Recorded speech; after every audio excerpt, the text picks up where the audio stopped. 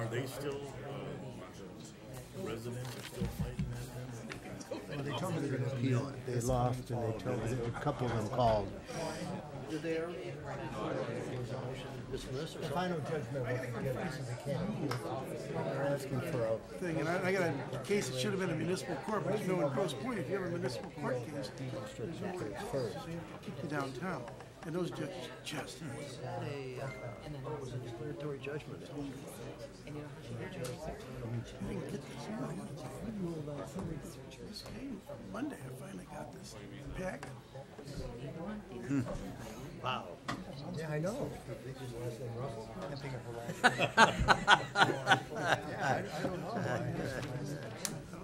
Holy mackerel, that is really something. They vary. It's like, Okay, who we got today? Look like Mrs. Ball, Councilmember Mrs. Ball is probably going to Florida. are we ready? Mark, are we on? Like a sense We all ready? down there. Okay. Let's call the meeting to order. Please stand for the Pledge of Allegiance. I pledge allegiance to the flag of the United States of America, and to the republic for which it stands, one nation, under God, indivisible, with liberty and justice for all. Bruce, roll call, please. Councilmember Barrett. Here. Mayor Pro Tem Bisbal is not here today. Councilmember Ellis. Yes. Councilmember Gazelle. Here. Mayor Kaczorski. Here. Councilmember Kusick. Here. Councilmember Seeley. Present. I ask for a motion to, with cause to allow Bruce to not be here at the meeting. So moved. All those in favor, say aye. Aye. On pages 3 to 5 are the minutes from the February 20th meeting. Council meeting, please review them, and I need a motion to approve. So moved. Second. Any further discussion? If not, all those in favor, say aye. Aye. On pages 6 to 12, we have 5 or 6 different committee and commission minutes that we're accepting in the public domain. I need a motion to accept. So moved again. Is there a second? Second. All those in favor, say aye. Aye. Chief? Good evening, Mayor, and welcome. This plaque to my left is an award that we started in Grosse Pointe Shores last year, and I'm going to read the inscription that is on the face of the plaque. Grosse Pointe Shores Department of Public Safety Director's Award, awarded to the public safety officer that consistently exceeds the expectations of the job description and performs at a level not bound by what is expected, but by what is required for the efficient operation of the department. This year's recipient is PSO John Jabriel. In recognition of distinguished service, the 2017 Director's Award is Public Safety Officer John Jabriel. PSO Jabriel has, in addition to his regular assignments on Platoon 4, willingly accepted many other responsibilities. John made a request years ago to attend detective school, and his certification has benefited the department in assisting Detective Lieutenant Scott Rohr over many years when serious incidents occur. PSO Jabriel initiates case follow-up in the Detective Bureau when our Detective Lieutenant is on furlough and manages these cases on the day and the night shift to prepare for preliminary exam and trial. John has also led the way in initiating and following up on daily ordinance and blight complaints. John is a certified Michigan Commission on Law Enforcement Standards firearms instructor, and in 2013 I appointed him as the range master and the principal firearms instructor for the department. PSO Jabriel is the senior PSO in the department with 28 years of service, and his dedication and willingness rise far above the norm. It is my distinct pleasure to recognize PSO Jabriel, 2017 recipient of the Director's Award.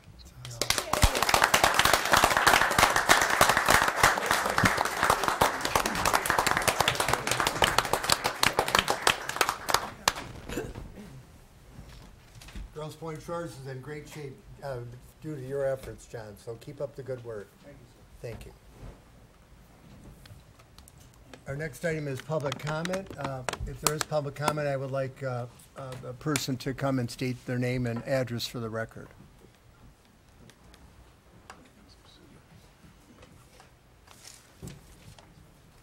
Good evening, folks.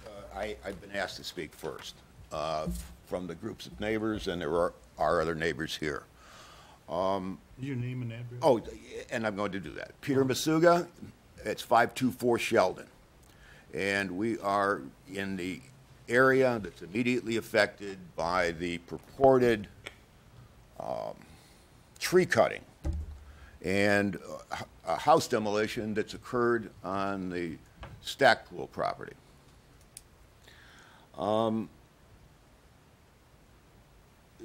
There are two lawsuits proceeding right now. All right. One by the neighbors against Russell Development Company and Mr. Russell to enforce the existing subdivision and deed restrictions that we bought subject to, and that property, the Stackpool property, is also subject to. There were cross motions for summary disposition filed, and I'm speaking lawyer talk now, folks, but there are 4 lawyers on the village council. And what that means, of course, is we ask for judgment upon the law. The good judge, Judge Sheila Gibson, said she thinks they're unreasonable, as if it was her business to decide reasonability of long-standing deed and subdivision restrictions. She then denied our motion, not with prejudice, just denied it, and granted the other motion. That was 3 weeks ago. Neither the court nor the defendant has seen fit to issue an order that we could comment upon. It's just sitting there. Now, what that means, again, and the lawyers know, but the rest of you, what that means, no order means that we can't appeal, because there has to be an appeal or there has to be an order before we can file the appeal. I think, as everybody that's sitting on this village council knows, the War Memorial case, which went to the Michigan Supreme Court, which was based upon the exact same issue, the enforcement against the new purchaser and new, quote, developer, unquote, of long-standing existing subdivision and deed restrictions, was considered by the Michigan Supreme Court and held exactly valid. And all new purported construction that was being advanced by the Grosse Pointe War Memorial was ordered ceased and brought back to pre-existing conditions. So we're perfectly, we are exactly confident, beyond confident, that as soon as that order is issued and our appeals are filed, that we are going to see a reversal of Judge Gibson's opinion and an order of the Court of Appeals validating our complaint and prohibiting any construction other than the 6 homes possible under the existing subdivision and deed restrictions that we all bought subject to. The other case is, of course, the appeal against you folks. Now, I'm sure the village attorney is going to comment upon that, but I was asked to be there by the neighbors just as our observer. And this is what I saw and what I heard. And the village council was there and spoke freely with me, spoke honestly with me. The judge called the village attorney in and Mr. Russell's attorney in, and everybody under the sun that Mr. Russell is associated with appeared there. Everybody. Correct, sir? As far as I know. Just about, right. And the village attorney and Mr. Russell's counsel then proceeded to meet with the judge in his chambers for about a half an hour. And the village attorney then came out and said to me that the judge appears extremely versed in the facts and law, that he asked that a settlement conference be convened. Now, you and I talked about August, or rather April 17th. Now I see April 12th. I don't have my calendar here, but it's in April. I think it was April 17th, but I'm now seeing April 12th. Yeah. But again, Mr. Girard was very, very clear, and he said the judge said the law is the law. You don't get to change the street length because you don't like it, plaintiff. So if we don't settle, and there's no reason for anybody to settle if they're right, that case will then be appealed by the losing party, which I suspect will be Mr. Russell. That's my report as to that, and I want you to know the neighbors, all of us, are staying very, very, very close to this and on top of it. The other points that I want to make and that other people are going to be coming up to follow. 3 weeks ago, well, we've been seeing trees cut down. We saw the property, the house be demolished. No permits posted anywhere. We call and we, the first time when the trees were going down, we were told, oh, they're only dead trees. He's told us that. Everything's fine. They're only dead trees. About 3 weeks ago, neighbors started calling everybody in the neighborhood. They're cutting a live tree. Not a dead tree, a live tree, one of those 100-footers. I then immediately called the village, and this is illustrative of how often that the neighbors, the taxpayers, the people who pay these folks' salaries, are treated to double talk when we contact the civil service people. First thing that I was told was that he owns the property, he can do whatever he wants. If he's going to cut down a 100-year-old live tree, that's his business. And I said, sir, I know that a tree ordinance exists in the village that protects this.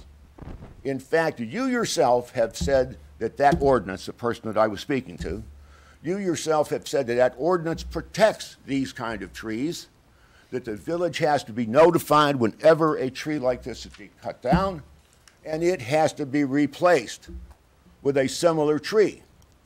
And in fact, you told us that would happen if, in fact, Russell ever was allowed to develop that property. Yes, yes, yes, yes, yes. In fact, we have a map of those trees, and he's telling us about what he cuts down. Are you giving him permission? Well, he owns the property.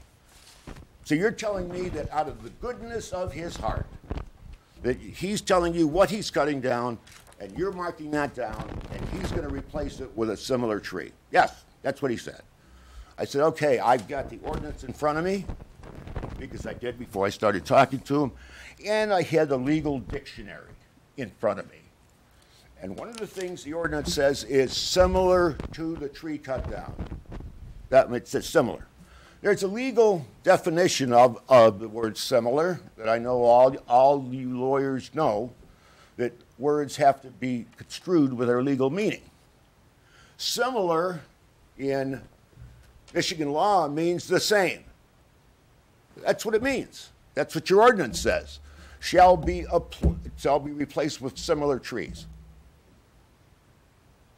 So, does Mr. Russell recognize that when he cuts down a 100-year-old living tree, that you folks are going to make him replace it, as the ordinance requires, with another 100-year-old living tree? Well, I asked that question directly of several people in your civil service. Mr. Krolzak was very honest. He said, look, I don't know. I mean, that's what it says. That's what it says, but I don't know. Another person in your civil service, not at the same conversation during a prior one, was Mr. Wollenweber. I asked him that direct question. He said, no, certainly not. That he determines what's similar to what's been torn down, to what's been cut down. It's certainly not the legal definition. It's certainly not what the ordinance says. And if there is if there is greater power, extraterritorial power, I'd like to know where that is, that allows anybody in this civil service here or on the council to make such decisions and to deviate from the council, from the common meaning of the word similar and replacement. Look, folks, we're all very concerned We're all very concerned. And when we call, we get double talk. That's what we get. And we're all getting very upset about that. You see, most of those folks out there, they're here because of this. And we'd like to have some answers. I mean, we're hearing things like one of the folks on the council said that they were told that the homeowner's suit had been dismissed with prejudice. Where did that come from? It certainly didn't come from any of us. Where did it come from that we have to settle? Where did that come from? Certainly not from any of these folks. We want to know what's going on. If the city government, or excuse me, if the village government has an idea that it's in your better interest to settle your case, let us know.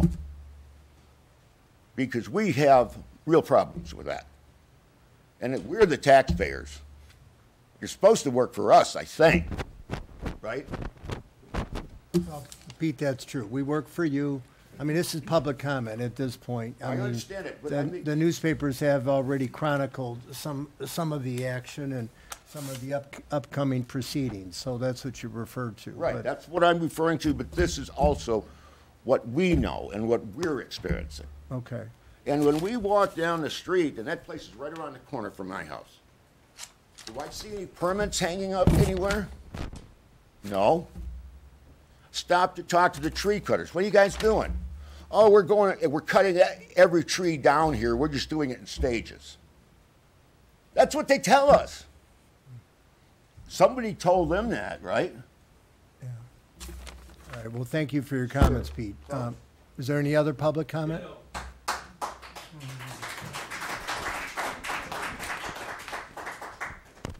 Okay. Hearing no other, okay.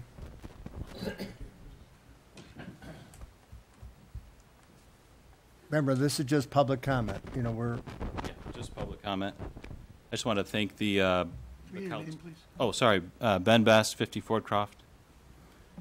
I just want to thank the city for their unanimous ruling last time when it came to this at the Planning Commission, and the Planning Commission, as well as the Appeals Board, I think it's called. I'm just going to read a letter from someone who couldn't be here, Maria Melham. She lives across from the development, 44 Deeplands. I'm writing you today to express my concerns over 55 Deeplands Road and Russell's development plan to build 18 homes. I have lived directly across the street at 44 Deeplands for close to 15 years. I'm horrified to see that this property is being developed, especially after having the luxury of its beauty nearby for so long. However, I understand change is inevitable. Yet 18 homes is completely disgraceful. You, our elected officials, need to realize this would be a disaster for our neighborhood. I cannot think of one street in Grosse Pointe that has a development like this going on, affecting so many people at the same time surrounding the area. You cannot develop 18 homes in the middle of our neighborhood and expect that we live through it. Deeplands isn't set up for this type of development. Of course, I am not any sort of professional. This is my opinion. I lived on this street for 15 years, and I observe what happens around here. Traffic is bad. Has a study been done that was done during school being in session, not on spring break? Traffic study. Please consider that. With building, I'm sure there will be issues with the sewers as well. Plus, forget about how ugly this building site will be for an unknown period of time. No more park-like setting. And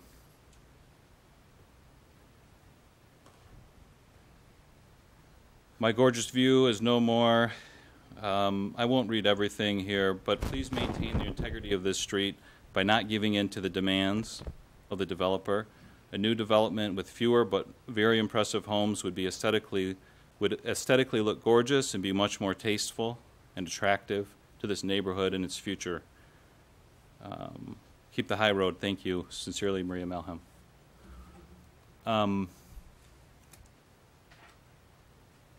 I just wanted to ask a simple question. What would you do in our situation? Maybe this is something that you don't care to answer, and that's fine, but you're in a situation where your wife wants you to move, perhaps, as in my situation, every day she just gets angrier and angrier. Your kids are happy. They like Monteith School.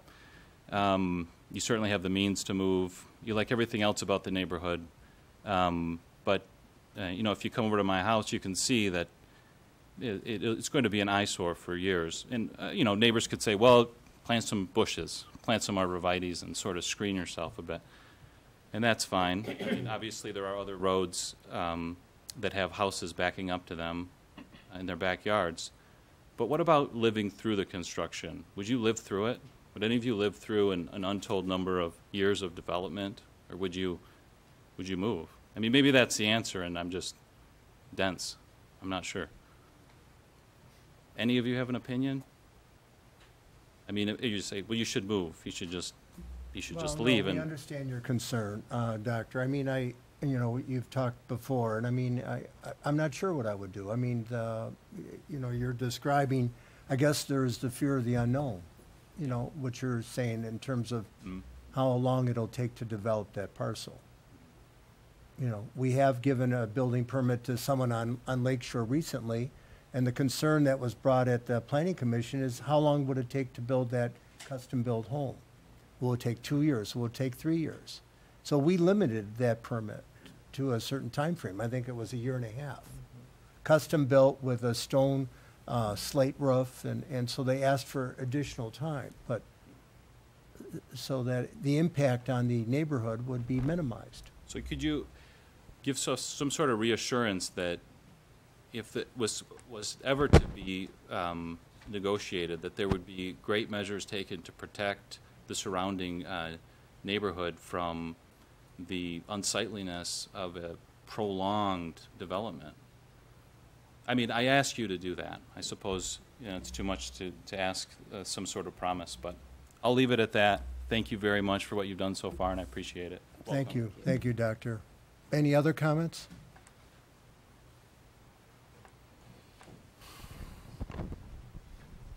Craig Becker, 92 Deeplands Road. The nub of this, in this humble mind, is the deed restriction itself.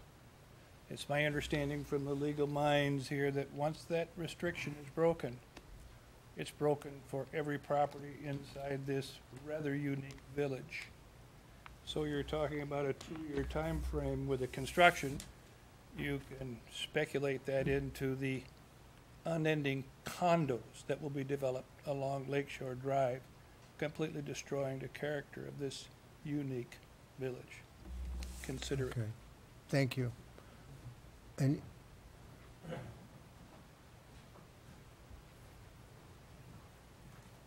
Hi there.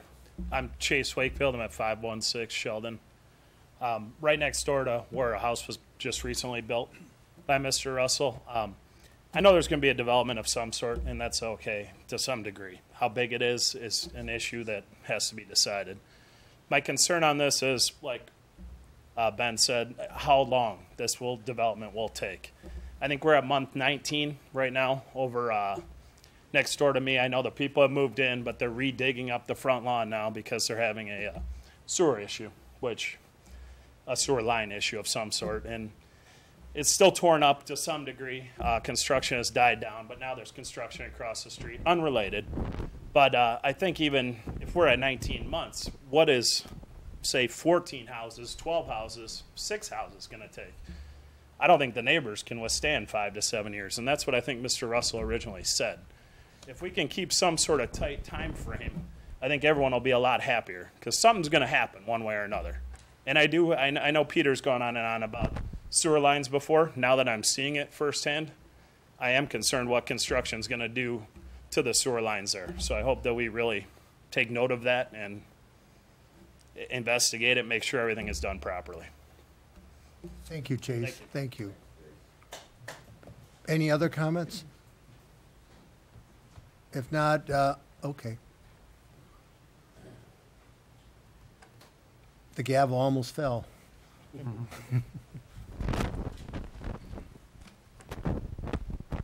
Hi, my name is Behruz Oskui. I live in 22 years, 38 South Deepland Grosse Pointe Road. I am cross the street with that. I want to know who give a permit this demolition building, and plus we have frost law. How moved all the dirt? This law April 5th go away. Wayne County, did you Wayne County give it? No. My sewer, I had the picture. I sent them email, Mr. Tom, and showed them. Nobody gave me my answer. My sewer already closing there, and dirt, all the asbest. Did a test. I think our building around it, all the asbest, because that building, company name, Jerry did it for him, tested. He said, he told me, because he did it for me, test another building, the construction building, commercial. He told me at least $300,000 needed remove that asbest there. I don't know who removed it. I called them state too. Suppose we get no, who did it, who, did you get the bond for asbest? It's not. Because any demolition you are doing, suppose we get the bond, city get the bond, protect the neighbor, or city. That's it. All right, well, thank you for your comments. Thank you. Thank you. Any other comments? Yes, go ahead.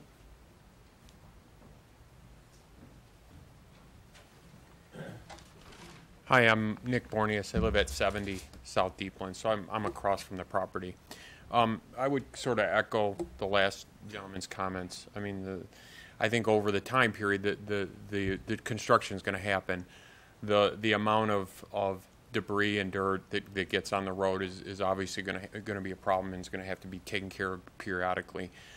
I have two sort of concerns that I don't really understand about the water or the runoff retention that's going to be supposedly underground. Who's going to maintain that? How long does it last? And at what cost? The other thing is, with the road and the cars going and the trucks going up and down it, obviously there's going to be some wear and tear on the street. Is there any sort of thought to who's going to pay for that once that's done? I mean, I'm sure that the taxpayers are going to bear a good portion of that, but has there been any thought to that?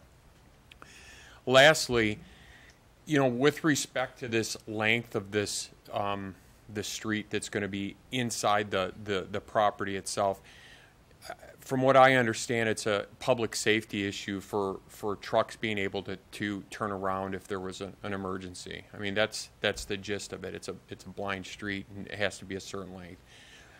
Who's going to accept the liability if somebody gets hurt? So let's just say down the road, there was a fire in one of those homes, somebody perishes. Who's going to accept the liability for it? Is it going to be the city? Is it going to be the builder? Is the builder willing to accept liability for those issues? Is the village going to?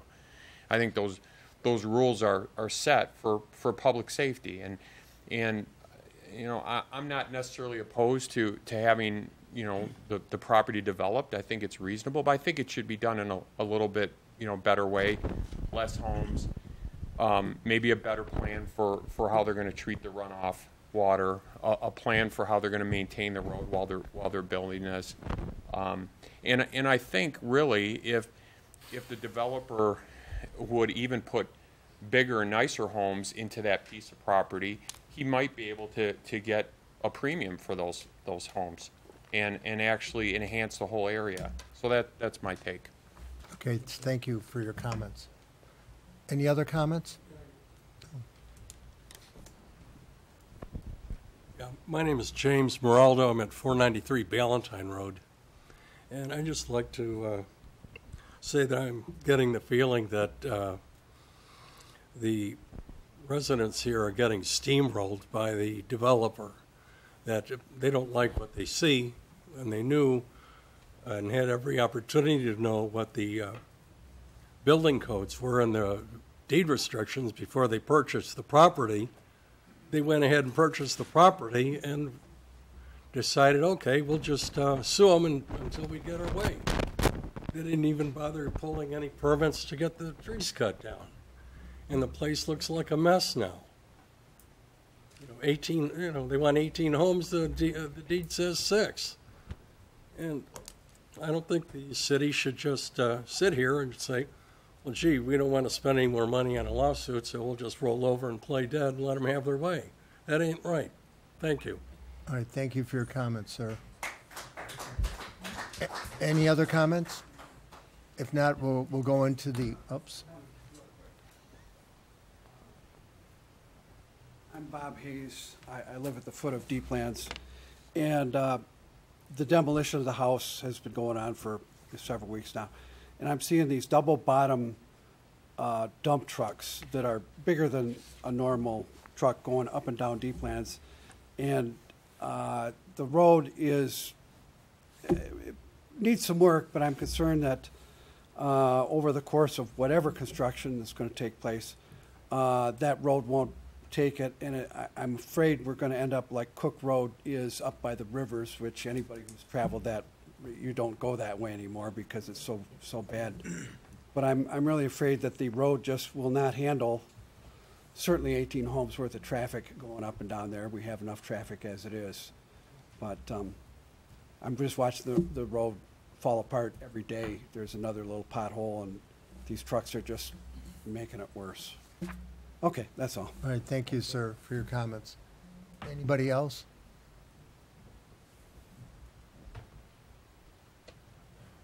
I'm Raymond Rahi, 805 Michelle Lane. I don't live around Deeplands. All the people who have spoken here, I don't know any of them. But I love the community here, and I've listened very closely to what the neighbors are saying, and I think I can be rather impartial in my comments. I haven't heard anything unreasonable that the neighbors have stated here. They come and they recognize that a development needs to be on that property. What they're looking for is for a development that adds to the beauty of the community and adds to the luster of the reputation that we've earned through the years. They're looking for something that keeps their own properties clean and that keeps the noise down and is for a defined period of time. And I find every single comment that I've heard from them to be very, very fair and very cordial. And I know that the council, supports all of us in all of our neighborhoods. And I know that, many of you believe that the neighbors need to be supported here. And I think what they're looking for is to hear from the council that indeed you have their backs and that the council is going to make decisions and is going to follow them every step of the way to ensure that whatever development occurs there meets the standards that we've all come to appreciate and love in the community that we live in. Thank you. Okay. Thank you, Doctor. Thank you.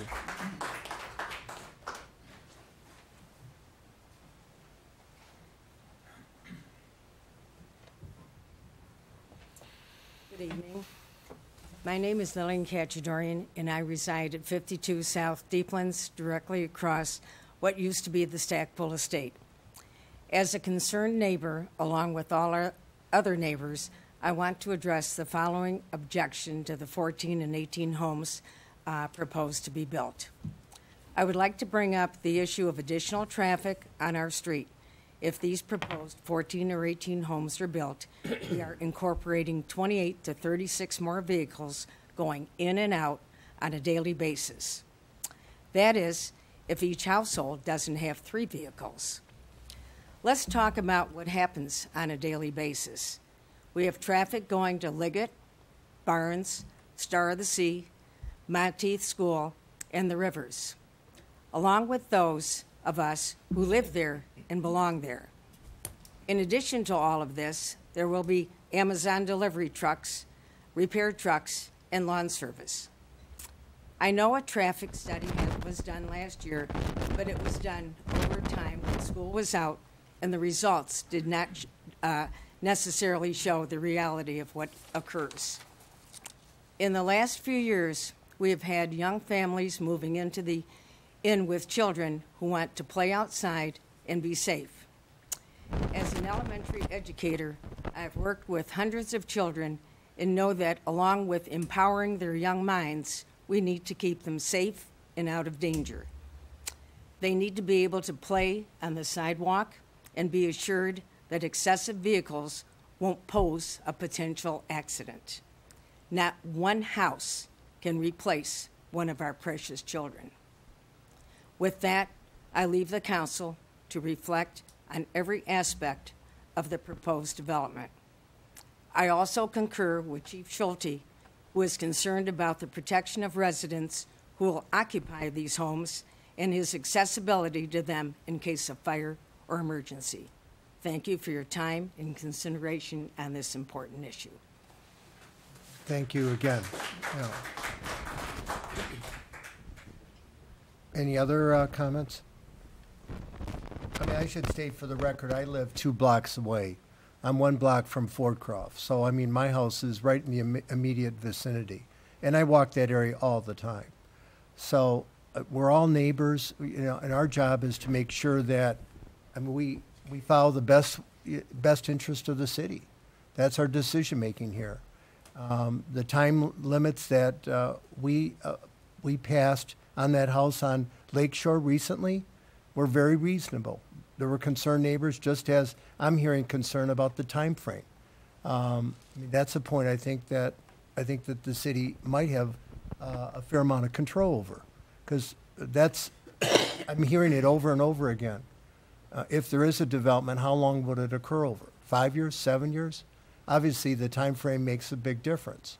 And right now, the economy is robust. You know, the concern is if the economy is not so robust or we fall into a recession, what would happen? So the concerns are very real, and our action as a council, we represent the entire city, and we represent the best interest of everyone in the city. So I thank everyone for coming and for their comments, because you know, we certainly need to be aware of the concerns so that they can be properly addressed. So again, I thank I think all the individuals who are here and those that spoke. I think Chase, you were president of the Grosse Pointe Board of Realtors. I mean, and you made a comment about, you know, that there will be a development, but it's got to be tastefully done and quickly done, or quick enough done so that it doesn't spoil the really the beauty of our neighborhood, the character of the neighborhood. So again, at this point, we're going to go to the next item on the agenda unless I hear any more people wishing to speak, because, oh. Yeah, Peter Vasuga, 524 Sheldon, and I want to correspond with what Chase said, who is my neighbor, two doors from me. The house that Chase was referring to was a 12-month permit for construction. 12 months. It's at 19 months now. So if anybody believes that there's going to be enforcement... That's on your side of Sheldon? Yes. I want to know who's going to enforce these ordinances, because it certainly wasn't enforced against Mr. Russell at the house that Chase and the rest of our neighbors were forced to endure. And we all complained about that. And again, got double talk. Second of all, the settlement conference that the Russell appeal against your council, 3 denials, we would like that to be noticed publicly on the website, so we can appear at it also. Sure, that'll be done. Thank you very much, Okay. Mayor. Thanks. Okay. Well, the next item is our roundup, Finance Committee. Again, I thank everyone for coming. I mean, we appreciate the input.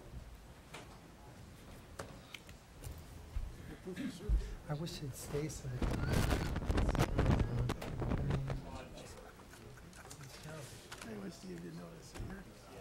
Okay. I'm not sure. No one wanted to stay for my part? Well, they heard that your presentation was a half hour. You were going to talk about our audit.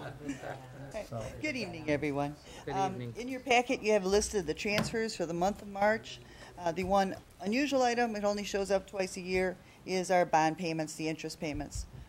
For the Marina bond, the 2013 refunded bond that we did, and also for the Honeywell project. Also, this will be the last month for the next couple months. You won't see that tax distribution items on there, so.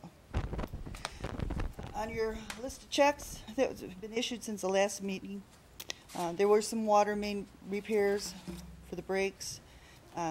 Mostly normal business. We had a large number of tree removals and trimming. And also there was a large check for the fiduciary liability insurance for the pension system. Do you have any questions regarding the other checks at all? Rhonda, the Wayne County Department of Environment, That's our monthly sewage fee. is that sewage? Okay, okay. Tables? Oh, that's for the park, the picnic tables. And have we switched now to WOW? Are we using WOW here in this facility? That's what the internet camera's phone, is that the switch over? Right, So there was a much for few that? small bills with Comcast, but we should be all set from Comcast to WOW now. Okay, now does that have anything to do with the Wi-Fi in the park? No. That's Separate? underway. I'm not sure if they're providing it. They're bidding on one with a couple of, that'll be in place for the beginning of summer. Summer, okay. Okay. It's good not to see more purchases of salt. Yeah, that was a nice one. Oh. Well, if there's a, Oh, you seen the weather? well, then we need a motion to approve this check register run. Move, we pay the checks. Okay, a second? Second. All those in favor, say aye. Aye. And the remainder of your packet is your revenue and expenditure sheets for the various funds along with the balance sheet. At this point, everything is still going smoothly. We do have finance meetings set up for Thursday, April 12th and April 26th. More to do with the budget. Look to see at that time what information I have placed together with all of the information I gathered from the last meeting. The property taxes for 2017, in Macomb County portion, there was 2 parcels that are going delinquent. I will be turning all the tax information over to the county treasurer on Thursday for that. And in Wayne County, there was 29 parcels, totaling about $60,000 in city taxes that have been turned over delinquent, which means about 99% collected. So very, very well there. And that's pretty similar to the last couple years. Water bills were mailed and emailed a couple weeks ago. We had about 2 dozen that signed up for the emailed water bills, and those are due April 4th. And I believe that's all I have at this point. As far as the budget, Mark and I have been in touch with Mr. Bisbal over where we are at this point, and so we're all seem to be on the same page with that right now. Those 26 delinquents, are they like repeat offenders? A lot of them are, yes. Yeah, and actually, you know, February 14th was the last day to pay the winter tax without interest or penalty. So come the 15th, 16th, we don't have to. We just do it as a courtesy because there's not that many. We send out reminder letters. It was due the 14th. We have to have payment before March 1st. You know, otherwise it's we turn over delinquent. And probably the second week of March, we had like 5 people come in to try and pay it. It's like, I can't take it. Got to go to the county. So that was very unusual this year. So I know several of those people will be paying it shortly here, so if they have not already. I know we count any deposit in the white box to be timely, don't we? Yes, I think. on the February 14th, it's at midnight. Yeah, okay, okay, good. Okay, and I know Bruce isn't in, so we'll have to wait till the next month for the chairperson's comments. Yes, and in case anyone's interested, Trace Bisbal, his first birthday is today. Oh. All right, thanks, Rhonda. Chief?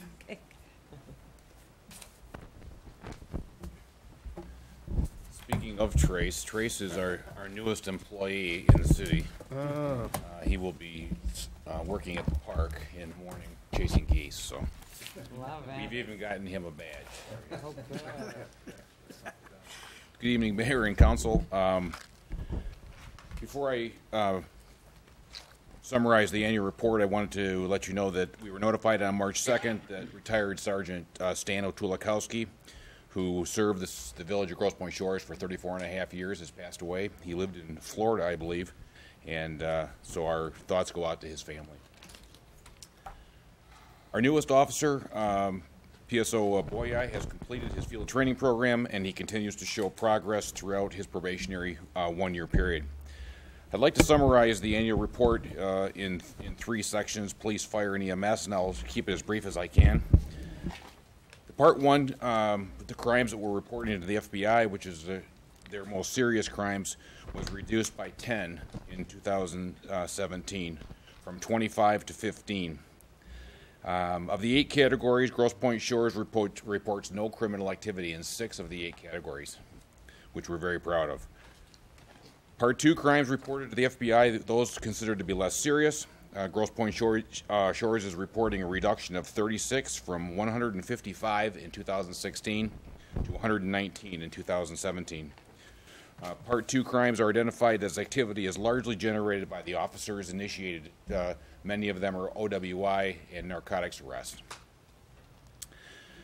2017, Grosse Pointe Shores is reporting 54 vehicular accidents. It's down 1 from 2016. What's interesting is over the last 5 years, they have not varied more than 4 accidents throughout the year. So I think our enforcement is pretty consistent. Grosse Pointe Shores officers issued 1,745 hazardous and non-hazardous violations, which is up by 54 from 2016, generating $400,945 in fines and related costs. Grosse Pointe Shores is reporting 5 structure fires in 2017. The most serious occurred on October 30th, as highlighted in the annual report letter, which is a chimney fire on Lakeshore. We received a mutual aid response from Grosse Pointe Woods and Grosse Pointe Farms, and we continue to have an excellent relationship with our mutual aid partners.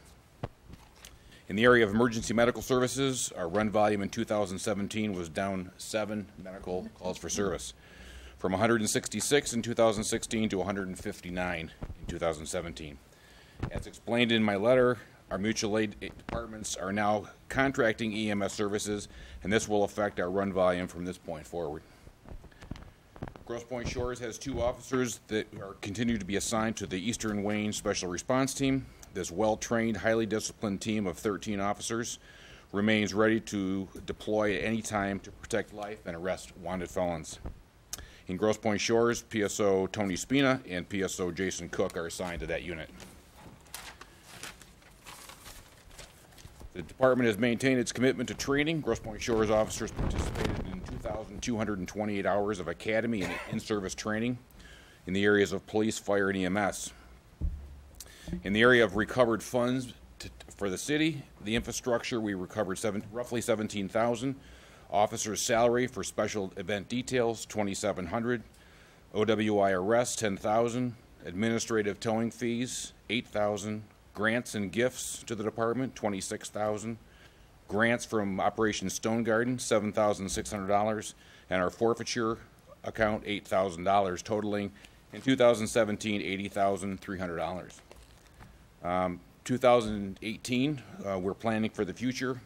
We're anticipating by roughly 2021 that we may have between 3 and 6 retirements. Nothing has been announced yet, but we are planning for additional training throughout that period so that we're ready to absorb that loss. And several of those officers are command officers. New for 2018, Grosse Pointe Shores and Grosse Pointe Woods are now training together in the area of response to active shooter. This joint training will assist our officers with the familiarization and response to the schools close to Grosse Pointe Shores. In the event of an incident at Grosse Pointe North, I've been working with their chief. Most likely we will be the first responding officers to that location. And finally, summarizing, it is my firm belief that the greatest asset in drawing residents to this community is the safety and security they feel in this community. And I along with my 17 officers, are proud to serve this community. And if you have any questions, I'd be happy to answer them for you. Any questions of the chief? I have some. The only question I had, Chief, so we have 2 certified detectives now, right? Officer Jabrail? I actually have, I have 3. Oh, you have 3. I have one of my newer officers who's just returned from school.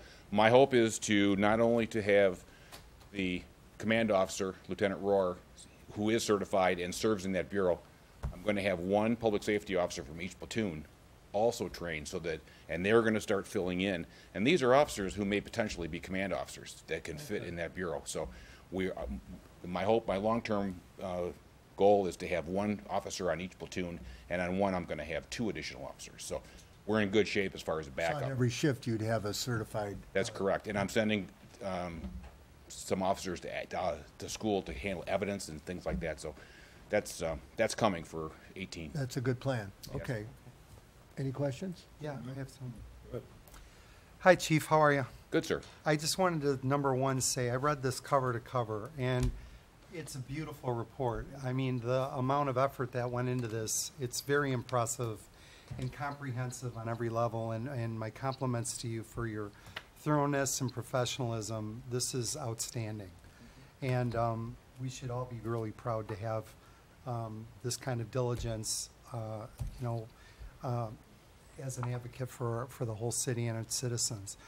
That being said, I think ultimately all of us are here to identify areas of concern with the city, try to improve, and constantly make our city and our experience for its citizens a better experience and a better place to live. And the reason I'm making that comment is I've received some phone calls, 11 to date since I was sworn in. And, in all fairness, I felt like I owed these people, the due diligence to bring this up in a public forum, to ask the question directly. I, for starters, don't want it to come off as being critical, because that's not my intention. My intention is to say, I think we can identify an issue here, and let's at least address it for the citizens. And if we can improve, fantastic. And if we can't, at least they know that their representatives are addressing their concerns.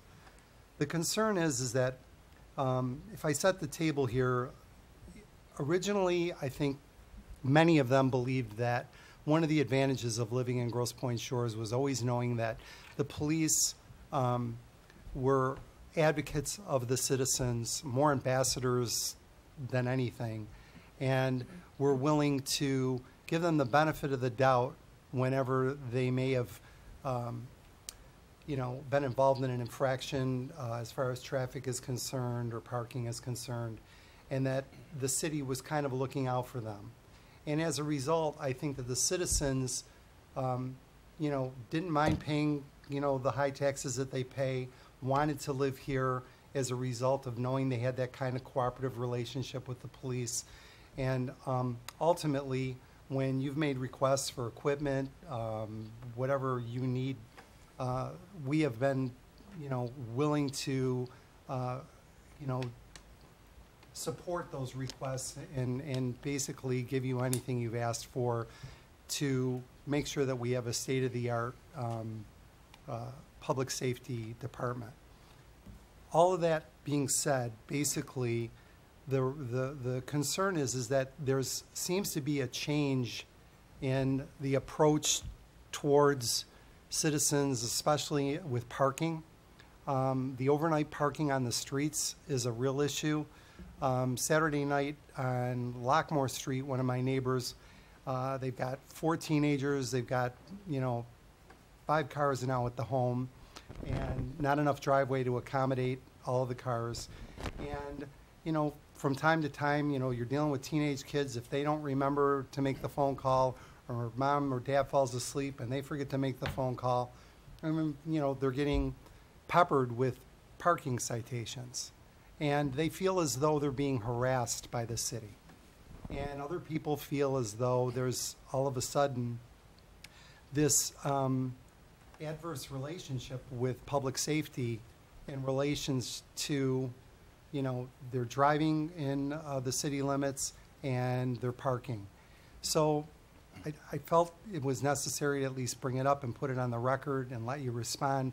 But I mean, ultimately, I think especially with the parking situation, I don't really think that that's like of any benefit to us, and it doesn't, I think, ultimately serve as great public relations for the police and the citizens when we're trying to get them to approve purchasing new police vehicles and computers and, you know, et cetera, when they feel as though they don't have that relationship that they used to have, where they were given the benefit of the doubt, or at least they felt that public safety was going out of their way to make sure that before they were ticketed, that they were given every opportunity to understand that, you know, they were in a violation and to please not do it again, possibly issue warnings, whatever.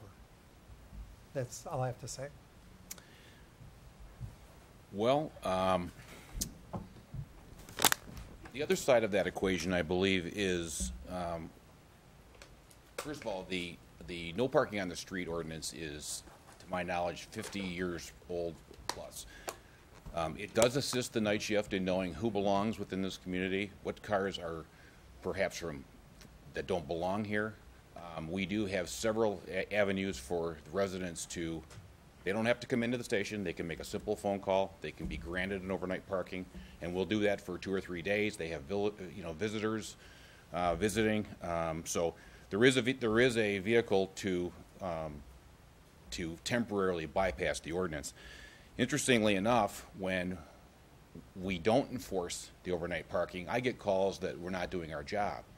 The ordinance is on the books, and if it is the wish of the council to rescind that ordinance, that's certainly within your purview. We enforce it because it's a benefit to, we feel, to the residents at large, and like I say, when we don't, I'll get a call. That car's been parked on whatever street for 4 nights, never hasn't moved. So we try and keep those an eye on those vehicles. The midnight shift, when they have their list of those that have been called in, they know immediately that those cars are okay to be parked on the street.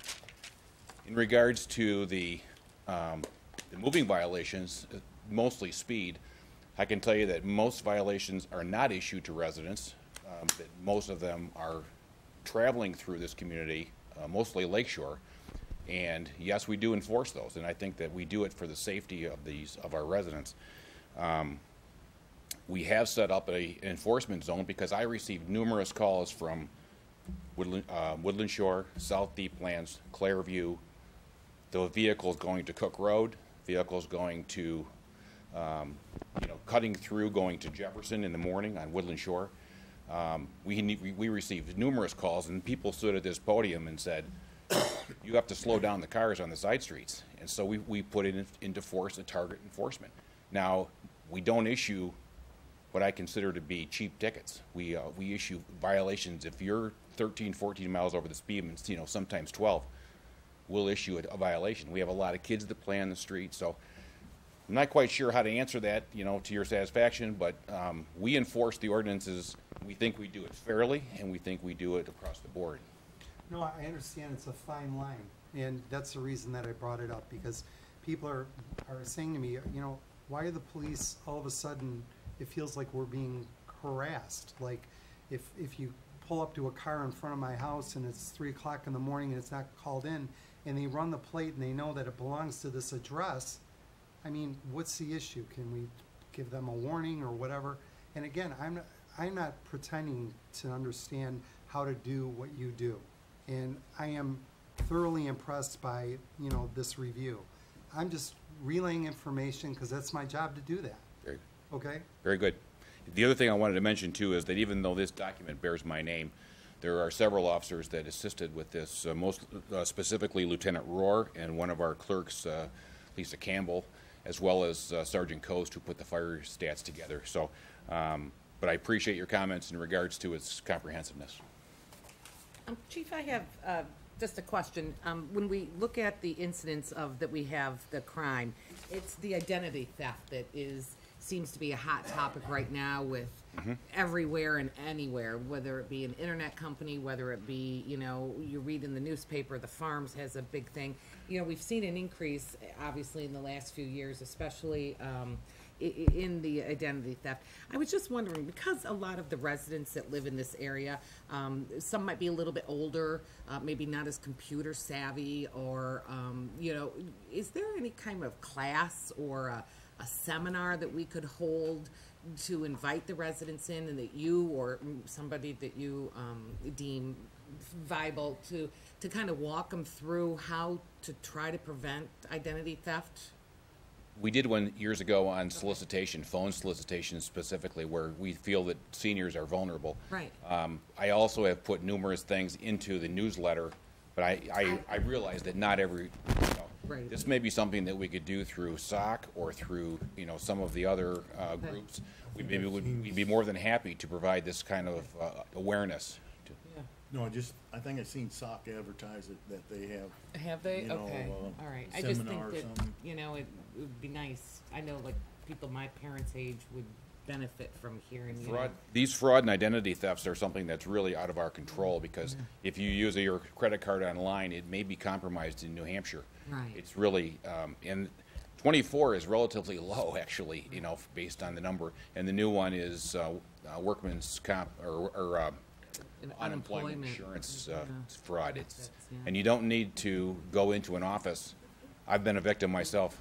Oh, no. Where you don't have to go into the office, you can file for that online. And if it happens to slip through the cracks, I got a letter to my desk wanting me to confirm the fact that John Schulte was no longer an employee in Grosse Pointe Shores.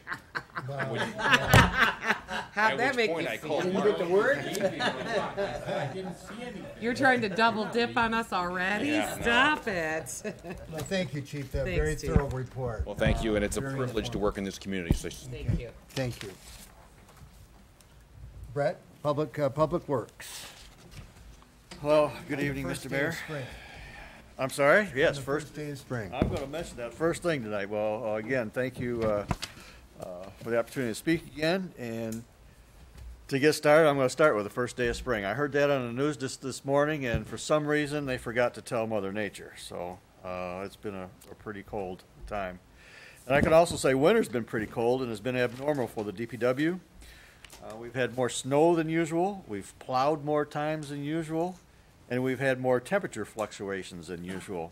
And with the extreme cold temps and the extreme or unseasonably warm temps that we've had, we've also had a lot more potholes to repair than usual. And again, as I usually mention, if anybody sees a pothole out there that needs some attention, please feel free to give us a call. Sometimes they pop up overnight, and sometimes they go unnoticed, so your calls are quite welcome. And I can also say that your DPW staff is really looking forward to some warm, sunshiny days, and hopefully that's going to be here quite soon. Right now the forecast has given us another week of cold weather, but that's just something we're going to have to endure. I'm also happy to say during that warm weather that we had a week or so ago, we had the opportunity to get our street sweeper out. It actually made a whole pass through the whole city. So in that regard, our streets are looking pretty good. I can report that tree trimming has been completed in Zone 4, which is from Weber south to Woodland Shore.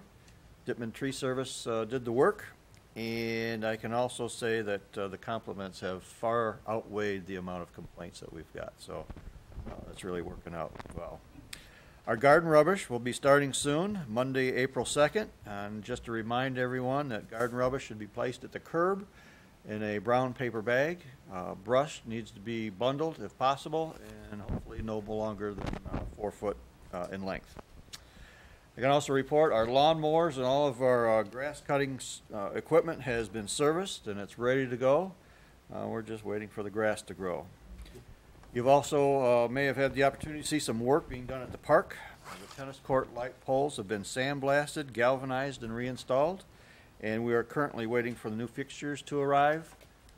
As soon as they come in, we'll get them up right away. And moving forward, we're currently looking forward to a pre-construction meeting sometime in April to finally get our tennis courts refurbished. That's something that I think everyone is looking forward to. I can also say we're working in the parking lot. I don't know if you've seen the equipment over there the last few days. We're actually removing the parking blocks in anticipation of getting our parking lot redone this spring as well. And what do you do with those blocks? Those blocks are being removed and discarded. We found a place out in Hazel Park that has taken them for a zero. The cheapest we found from that, they wanted $1,000 to take those because they had re-rotted them. But what we're going to do is just dispose of those, and when the new lot comes in, if we put new blocks in, we'll put plastic ones in there, something that we can move or replace, you know, on our own. We won't need heavy equipment. Also, our harbor's going to be open for before the next council meeting, and we plan on having the water turned on in the harbor April 16th. The harbor opens on the 15th. However, that is something that we really have to watch the weather, so I'm going to put a weather permitting on that. There's a number of years where it's just too cold to turn that water on, and we ended up freezing our pipes. You may have noticed some work being done in our public restrooms, both upstairs and down, and if you haven't, we've had new plastic partitions have been installed in all the bathrooms, except for the ladies down here, it doesn't have one. And also Brian Greeno from our Public Works Department has been painting in there, and we hope to have those completed quite soon. Household Hazardous Waste Day is going to be held on Saturday, April 28th at Salter Memorial Park in Harper Woods. The park's located at 19430 Harper, and it's just a few blocks north of Moross. Harper Woods is hosting the event this year, and it's going to take place between the hours of 9 a.m. and 2 p.m. If you would like a flyer, I can give them one to you this evening. It should be on the internet, should be on our website, cable TV, and there'll be flyers on our on the table at the City Hall upstairs. And that is all I have for this evening. If I can answer any questions, I can. Any questions try for Brett? this time. All I can say, Brett, I was driving on Lake Shore this morning. I looked at Lake St. Clair, and it was like the most angry sea I've ever seen. You know, all I kept thinking of what it's doing to our seawall. I've been asked about that, and I was not able to comment because I was too afraid to go out there.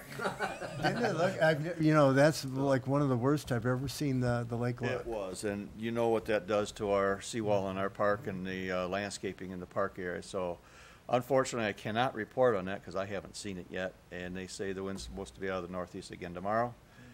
So it might take a few days before we can actually find out exactly how much damage is done. Okay, thank you, Brett. Good report. Park Committee, Joe? Get my notes out here. Good evening, Mr. Mayor and Council. I have some interesting news. We've had some very where did it go? Technology, just when you want it to work for you. Here it is. Okay, great. So we've had some productive park meetings. Our last couple meetings have really produced some great results. We're pretty active. We've had quite a few things that we've identified in our meetings. We talked. One of the big things that came across our table was the new guard shack and the new potential entrance location. As a committee, we listened to Councilman Matthew Seeley, did a wonderful job presenting to us, gave us some drawings, explained to us what their plan was, and unanimously as a group, we said we would love to see something like this be advanced and move it forward, starting with planning and design and what it would take to move it forward. We think it would be a great, we saw a lot of win-wins. You don't lose much parking. It's using area that can be used. So there was a lot to talk about, and it gave us an opportunity to advance the discussion forward, so we're excited about that. Okay, so that was one.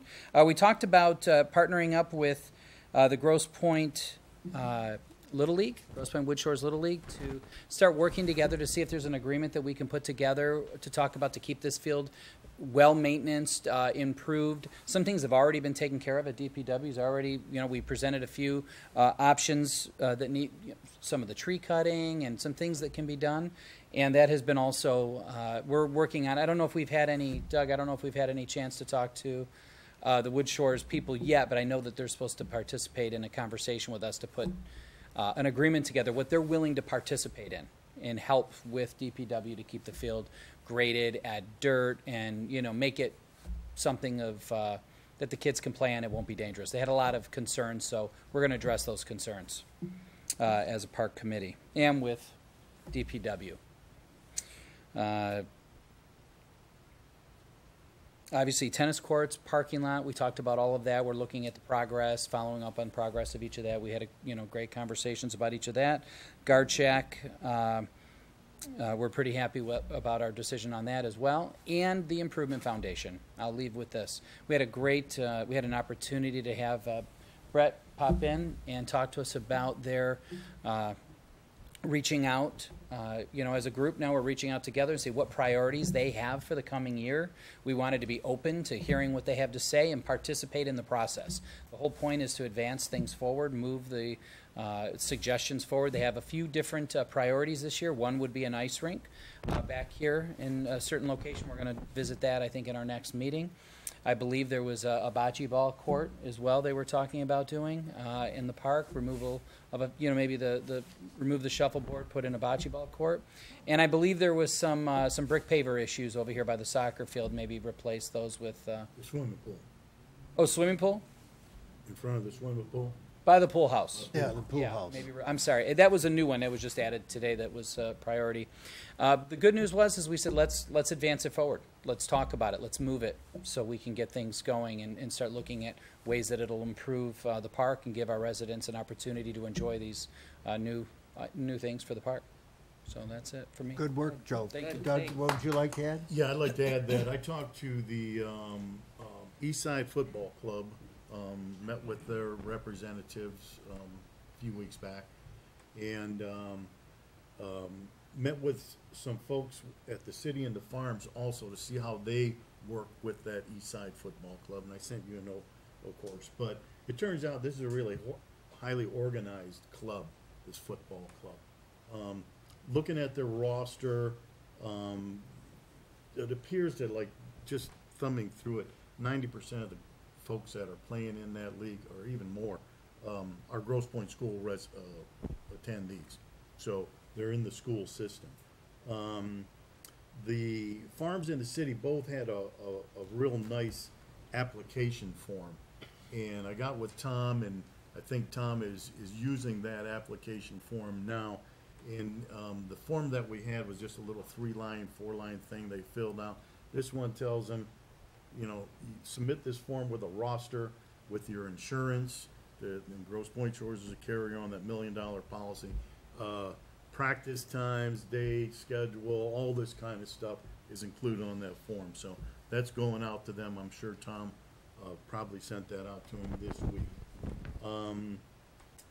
The city, the Grosse Pointe City doesn't charge to use the field, their field. The farms charges the football club $1,000 a year, and it's a 15-year contract. Now, I just throw that out there for what it's worth, and I mean, if we want to discuss that further, we can, but we don't charge them anything right now. And, I mean, the farms only has one field, and the city only has one field also, so. I think you would know that, the club pays for part of the maintenance on the field now, don't they? Yep. Pay directly. Mm-hmm. Yeah, that's what I thought. Yeah. What else? They have two sets of goal posts out here. One of them is back behind the maintenance shack, and then there's two that were sitting out behind the neighbor's house. So we just asked if they could move those back behind the maintenance area where the other two are, just to keep them out of sight. And then they'll move them around as they say needed, and then they'll pull them back each time and store them back over there. They told us that when they are out there practicing, and this is going to be Monday through Thursday from 4 to 7, they will wear green uniforms out there, so that if there's somebody out there in a red uniform, they're not allowed to be out there. And I don't know how we're going to enforce that, whatever, but they said they will wear their green uniforms. And then on their game days, they wear black uniforms, but that's on Saturday or Sunday. I mentioned to them also that the park will be undergoing construction, and that they probably won't be able to park over there, any overflow or anything. So they're just gonna have to park back here. They asked if they could get the chain off the overflow area. I said, well, we can look into that, but otherwise they're gonna have to park out, wherever they can find parking on the side street or whatever. That's it. Well, thanks, Doug.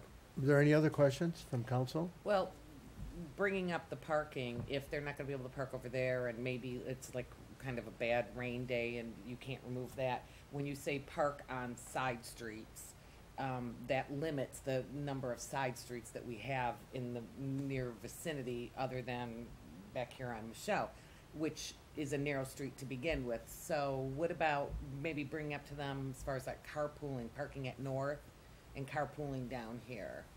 I mean, there's not a lot of parking around here on side streets for them to park. I could bring that up with them. I'll send them an email.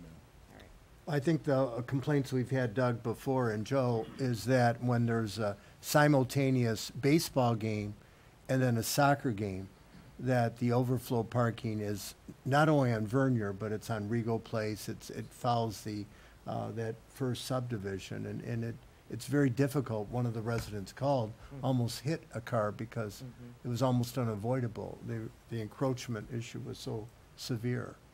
So maybe if we could better coordinate, like have a field policy so that, again, Saturday morning, and again, you have simultaneous games. Pretty hard to handle all that extra parking. So. Are we gonna allow them, Chief, to park on Vernier during that time? I know in the past few years, we've allowed street parking, but the problem is these people don't stop at the barricades, so they were like parking up into the intersection, and, I mean, I know people were calling the police because it was a cluster mess. Back further, okay. Okay. Just during that time, okay. All right, Joe, very good report. Doug, very good report. Harbor Committee?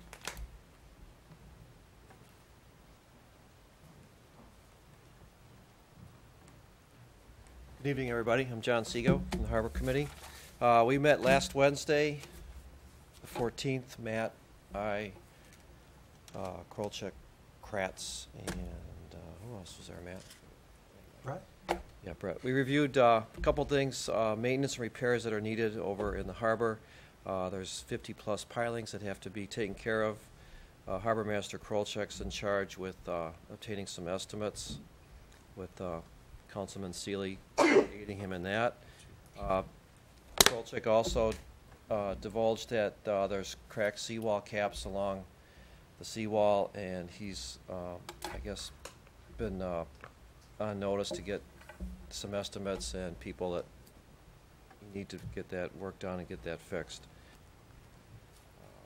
As far as our rented wells, we have 19 slips available at this point to non-residents and residents.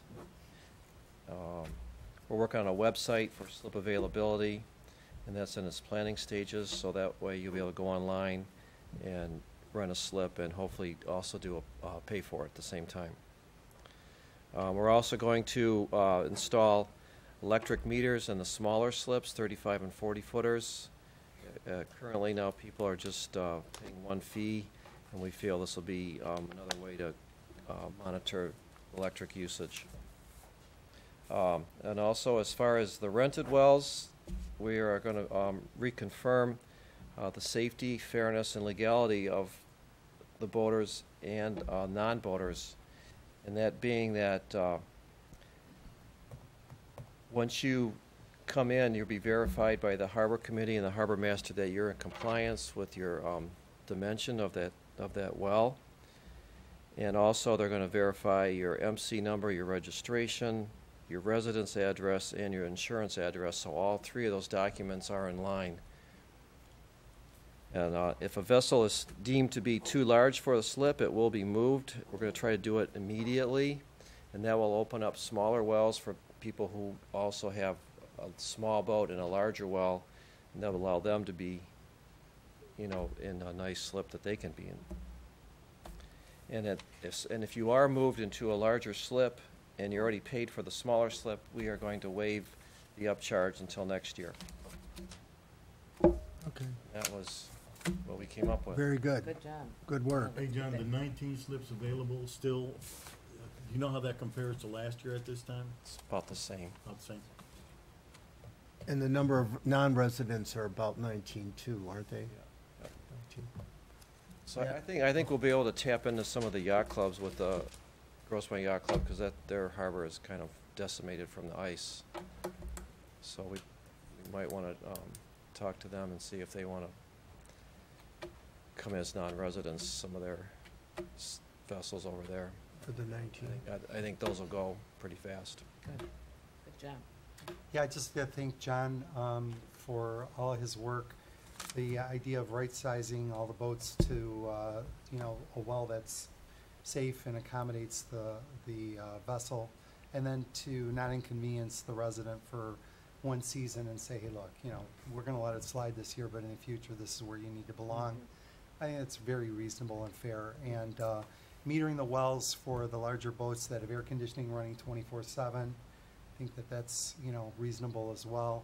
There's just a lot of practical ideas coming up, and ultimately Tom was very excited about us having a web page where people can see the availability of wells in the harbor, select a well, enter their information, pay online, and he said that's going to just save him lots and lots of time that he can dedicate to other things, because Tom wears a lot of hats, as we all know.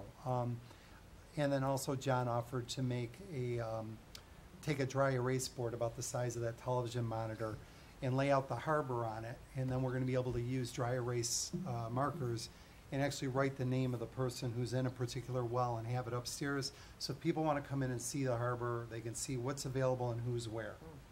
And we're going to use a different color ink for non-residents.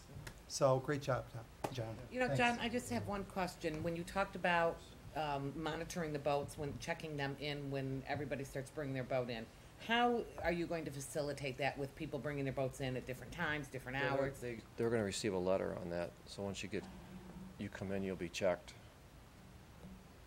The game plan is the letter's going to state that once your boat is properly moored and you're in your well, please notify the city. Oh, okay. And that, they need to get an inspection, either sticker or certificate or whatever we come up with, so that we know the boat has been inspected and in the system.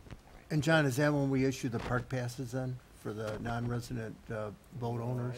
I think they get those when they apply for the well, and then the channels that go to distribute those. I'm not privy on how that happens. Because I don't know, do we have a limit? I mean, I don't know. We wouldn't know. We wouldn't have the census information for a non-resident to know how many people are occupying that particular home. So. Good question. Okay. And it's to make it not just safety for the boaters, but it's also, like I stated, for the non-boaters, people walking the docks and the finger piers, that you're not going to be walking into somebody's anchor or bow pulpit, and or even crashing into the emergency signal device. We had a sailboat do that last year. He was just too big, and he just didn't know how to control his boat, and he banged into it and set the alarm off and went off for like 4 hours. So that's going to be addressed. Okay. Thank you for your good work, John. Yes, thank you. Thanks, Matt. Yeah, I'm excited about that. Bob, infrastructure? Well, I'll talk about CBGC first. I attended a meeting last Thursday, and it's been affirmed that our money is going to be available. The feds are about 6 months behind in distributing the money. And they're not allowing any leeway, I think, for the other 6 months. Well, they said the money's going to come out. And that also puts money into Pat's hands, which I sit on that board too. Okay. Rocket Fiber, we'll talk about that next month. That hasn't been finalized yet. That's probably going to be a next year project. If there's any money available to do that, it's well in excess of $100,000 or more. So, but it's a viable thing, and give the city some backup on communication stuff, Wi-Fi and all the other stuff. So it's a very viable thing, and but money's going to be a little bit of an issue with that. So what to do with that? There's been nothing on seawall, so we have to wait and see what NOAA's going to do here. So hopefully have some more information by next month. We have to see what's left of it, Well, I did walk down there. It's really pretty slippery down there, even though it's above freezing. The wind is chilling the water, and it's getting real slippery, so I kind of backed away from going down too close. We walked it on Sunday, started here at the Yacht Club, and walked down to almost 7 Mile, and it was treacherous, dangerous, treacherous. It, you know, there were at one point, there was a separation between the two this far. It was horrible. I mean, you know, it really is a danger. We should have everybody off of that. Somehow we should make it. We that have they don't- pictures of all that stuff. Okay. Very Wayne dangerous. County knows that, and that's really Wayne County's, they've been notified, right? Dangerous. So, we'll have to get on them some more. But it's getting worse and Right, and very the- quickly. It's really advanced in the last this winter's really Yeah, tore up. the elevation is, you know, before it was just a slight tilt, now it's like this, and if water comes up, or like you said, it gets icy, somebody could fall into that water so easily. Well, what concerns me, and I know this is what the chief was talking about, parking. People park on my street on Woodland Shore, and then they walk to the lake. Mhm. And it could be 10 o'clock, it could be 2 o'clock in the morning, 3 o'clock in the morning, and they walk. And so that's where, you know, of course, you want to know what that car is doing there. But if they go on that, seawall, I mean, they could get in trouble. I mean, your foot could get stuck in the crack, and they couldn't extricate themselves, you know, without further assistance. So that's something I guess we have to pay attention to.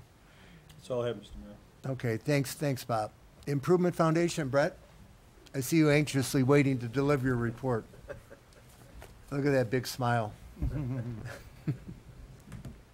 Council, Mr. Mayor, how you doing? Brief report on the foundation. I've heard my name mentioned a few times tonight. I've been sitting in a few parks meetings and a couple of harbor meetings. Very interesting. Definitely giving all of our support as much as we can. I heard talk about the ice rink. I've learned a lot about ice rinks in the last month. Everywhere from concrete to asphalt to portable ones, which I don't think we're going to do, but I visited the Grosse Pointe Park. I visited the Woods Park. I've been to the Farmers Park. I've been to the City Park. All different types, all different arrangements. So we're doing our due diligence on that. No decisions have been made yet. And of course, we'll come back to council before we do anything of the sort. There was talk about a shuffleboard, and we haven't seen that used in many years. We're thinking about talking to Kay Drake about removing that, possibly a bocce ball court in its place. The bocce ball would take leave one shuffleboard and take one bocce ball and put it in its place. That's what's going on in the park. Our big annual meeting is Monday night, and that'll be lots more to talk to you about after that point in time, but until then, we have not met since our last meeting here at Council Hall. So any questions I can answer for you on behalf of the foundation, I'd be more than happy to try. Well, Brett, we're real happy that you're continuing as president for at least another year or so. At least another year. Thank you. So thank you for your commitment. Legal report, Brian? Thanks, Mayor. Since the date of the last city council meeting, the city attorney has been engaged in the following activities on behalf of the city. Under general municipal matters, we received and reviewed a FOIA request for city vendor records for the past several years, and we prepared a response to that request. We also consulted with the city regarding a firearms incident arising on Lake St. Clair and conducted an analysis of firearms discharge and shoreline jurisdiction issues that arose out of that. We consulted with the city regarding pension plan and employment agreement matters. We also reviewed and prepared a response to another FOIA request for elevator contract bid documents that the city did not have in its possession. We also consulted with the city regarding the Wayne County Bike Fix-It Station contract. And we also responded to an outside counsel inquiry regarding a municipal infraction ticket that was issued by the city to a city resident. And we referred that to the city prosecution council. As you also know, the city is a member of the PATS organization. SOC is a PATS subcontractor, or is a subcontractor, I'm sorry, SOC is a subcontractor to PATS for operating the bus system. And in that connection, we consulted with the city regarding an employment matter that arose at SOC. On 57 Michaud Court, we corresponded again with the high bidder and the broker.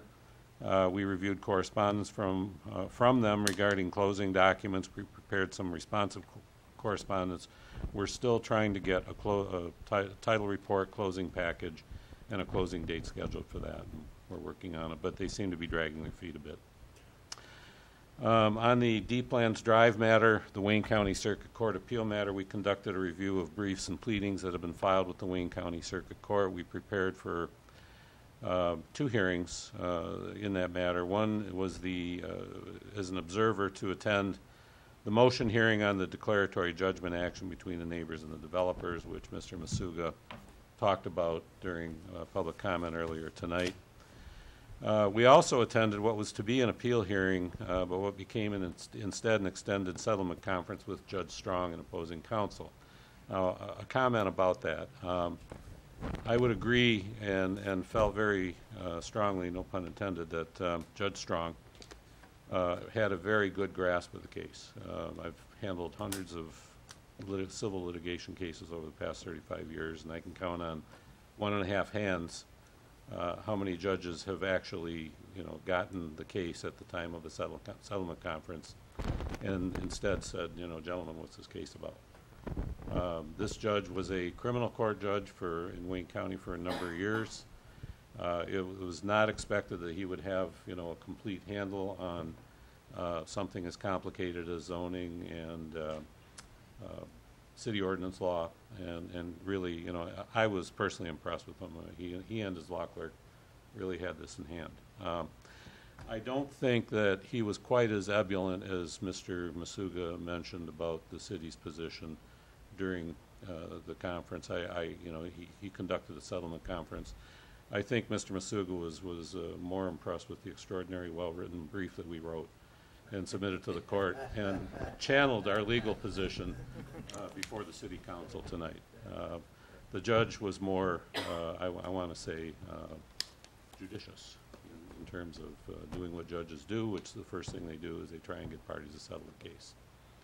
And that's all I can say on the record about that conference. That was concluded. A new scheduling conference settlement conference has been rescheduled, and it'll occur in April. Finally, on the just an update note. Well, this is not really quite finally. An update note on the Southeast Macomb Sanitary Sewer District contract. If you remember last month, we reported that we attended a meeting with the city manager, with the city engineer and the engineering firm for the sanitary district, as well as their attorney, regarding a proposed sewage disposal agreement. We were to receive, and we haven't yet, some additional proposed contract modifications from council for the sewer district. It's in limbo right now. He was hot to trot for quite a bit, and we were expecting something within a week or two, but we don't have anything yet to consider or to report, really. Finally, the city has been named as a defendant in a recently filed lawsuit between 2 residents on Lakeshore Road. It's a boundary dispute issue over, and I reported on it last month, over a very small sliver of land that affects both homeowners' properties. No damages are sought against the city. It's, in that sense, a declaratory action against the city just because the city, it's part of the city's easement area that is at issue. We're going to see if we can, I have filed an answer in affirmative defenses today because of the time frame, short time frame. The city was served with a complaint about 2 weeks ago. But we're going to see if we can flip that to the city's insurance company, MMRMA, and see if they'll assume the defense. So that's my report, and if anyone has any questions, I'm happy to answer them. Brian, are they seeking a vacating of our rights to the easement, or is it something beyond that? No. The city gave a permit to construct within a portion of its easement area that affects, that is on both properties. And one of the property owners went ahead and constructed a curb which arguably reduced the ability of the other property owner to access Lakeshore Drive from 2 points instead of 1. I see. So it's really a case between the 2 of them over who's right. There's damages sought by the complaining homeowner against the next door neighbor, but again, not against the city. Okay. Thanks, Brian. Any questions? I do, Brian, as much as you can talk about the litigation that you had just gone to, and explain to me how when the city council and the Board of Appeals all, rejected any type of plan, that the judge is ordering you to sit down and do some settlement. What does that entail? I mean, how can they do that when we're very clear as a group of, we said no? I mean, what happens now? Well, the short answer is judges can do what they want with their docket. Okay. They have very broad discretion in terms of, how they want to handle a case. And again, most judges, the first thing that they go to is try to get the parties to settle the case. So they'll conduct, sometimes there's a settlement conference right up front. Sometimes there's a settlement conference much later. The judge in this particular case is well aware of both parties' positions, trying to find common ground, I guess, for lack of a better way to put it. Can't force it. Judge can't force it, can't say you must settle. I mean, the city's legal position is clear, the developer's legal position is clear. Judge does not have the authority to force a settlement and say, well, you're going to settle on these terms. But they do try and encourage that. That's essentially what happens here. Okay, so when the settlement happens, these meetings happen, who is given the authority to make the concessions to come to some type of agreement? Is it us as a council? Is it you as the attorney? Is it you as a city manager? Are we collecting? I mean, obviously, there sounds like there's going to be a little give and take. We would go to the conference if it was in with appropriate representation from the city, besides myself. Okay. We would go to the conference if we felt it was in the city's interest to settle on a particular set of terms. We would discuss in closed session with the city council at large the pros and the cons of settling or not, and of proceeding in the alternative, in which case city council's got the ultimate authority to settle or not. In fact, we can't settle a case without city council being involved. Because there's no two private parties.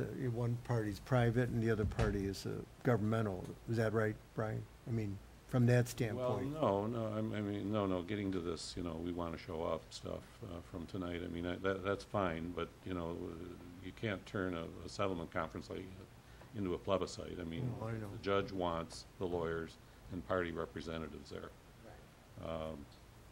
If that's the genesis of your question, Ted. I'm not sure, but no, it just simply has to do with the fact that you're the city council, and I can't settle a case without consulting with you. I wouldn't purport to do that. And by the same token, I wouldn't go to a settlement conference without somebody else from the city there with me to weigh in one way or the other on what's being discussed. Okay. Thanks, Brian. So in the event of both parties sitting down on the 12th, and I'm just setting up a, just a hypothetical, and we don't come to an agreement, what happens? Parties will make their oral arguments, which is what was supposed to happen in the first place, and the judge will issue a ruling. Okay. So at that time, the judge could just say, you have to grant him the deviation, or? Well, again, no, the way that this would play out, I think, would be, there's another settlement conference. If the parties are unable to agree in chambers with the judge during the settlement conference, then there would be the oral argument that was supposed to occur. This is an appeal, mind you. This is not, a lawsuit with witnesses and I understand. From the ground up. But the parties would make their oral arguments, and then the judge would either from the bench or, in a written opinion later issue a ruling. Which is either for or against granting the deviation, right? Essentially, yeah. Yes. Or yes. Okay. Good. Thank you, Brian. Mark? Just one thing I want to add. The process to be followed here is very similar to what occurred with respect to the case on the water rates. There wasn't an official court case on that, but council had designated a couple of representatives. The city attorney and I appeared at that. We brought back the issue in terms of what potential there was for settlement, if any. In that case, there was a potential, and brought it back to council, discussed it in closed session, and proceeded based on the advice of the entire city council. But in that case, I don't think we actually had to No, file a it wasn't. lawsuit, so Yeah. it wasn't arranged by the judge. Yeah. It was like a private mediation. Yes. Okay. Thanks, Brian. Thanks. Thanks, Mark. Mark, your report? Okay, Bob mentioned he's been serving as our representative both on the task board and on the advisory council for the Community Development Block Grant. We're still under review for a joint contract which would provide an opportunity for residents here to take advantage of housing rehab projects, probably in conjunction, and we'll be sending to Brian for council for him to review, and then to ultimately city council a joint agreement with several of the other Grosse Points. They have Harper Woods administer that program. I don't want to steal anybody's comments, but Easter egg hunt, March 24th. The mayor is probably going to mention it. You can give them the time and stuff, but we encourage everybody to come. There's baskets all over the place, and I've been told I cannot eat any of the Snickers eggs. They're special, but you all got a sample of those tonight. Met with a nice young man who's grown up in this area, which will, I'll be sending him a note back shortly, serve as our intern for the summer. He's a Michigan State student in environmental engineering, and has already done some research for us and is willing to participate along with our shoreline project, and looks forward to working here. We've allocated a small sum, as we normally do. We'll assist him in getting some credit for the program, so I have a bunch of forms to fill out, but I'm very impressed with him. Normally we do not use undergraduate folks, but he'll be getting his degree next year in environmental engineering, and again, came well prepared to visit with us, and grew up in this area, not specific, I think partially in the woods and then in one of the other Grosse Points, but very interested in doing some of the projects and did some research even in advance of our meeting. So it was very helpful. As Rhonda mentioned, we've been working on, and thank her for all of her work. Spoke to Bruce today about the current year's budget, where we are, and Rhonda's crunched a lot of numbers, and will be the basis of our discussion between the Finance Committee, the next two meetings, to really put the final amounts. And again, we appreciate the hard work, not just Rhonda and staff do, but our budgets are driven from the bottom up, from our staff people providing what input they need, the tools to do the job.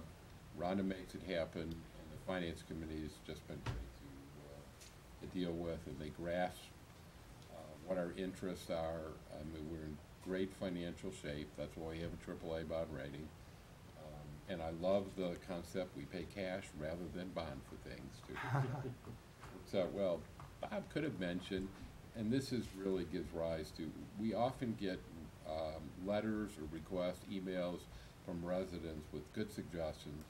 And one was, why don't we light up the Oxford bus stop? I forgot Been there about that forever. Oh. He forgot to mention it, but he's working on this, and that was, again, we get a lot of questions.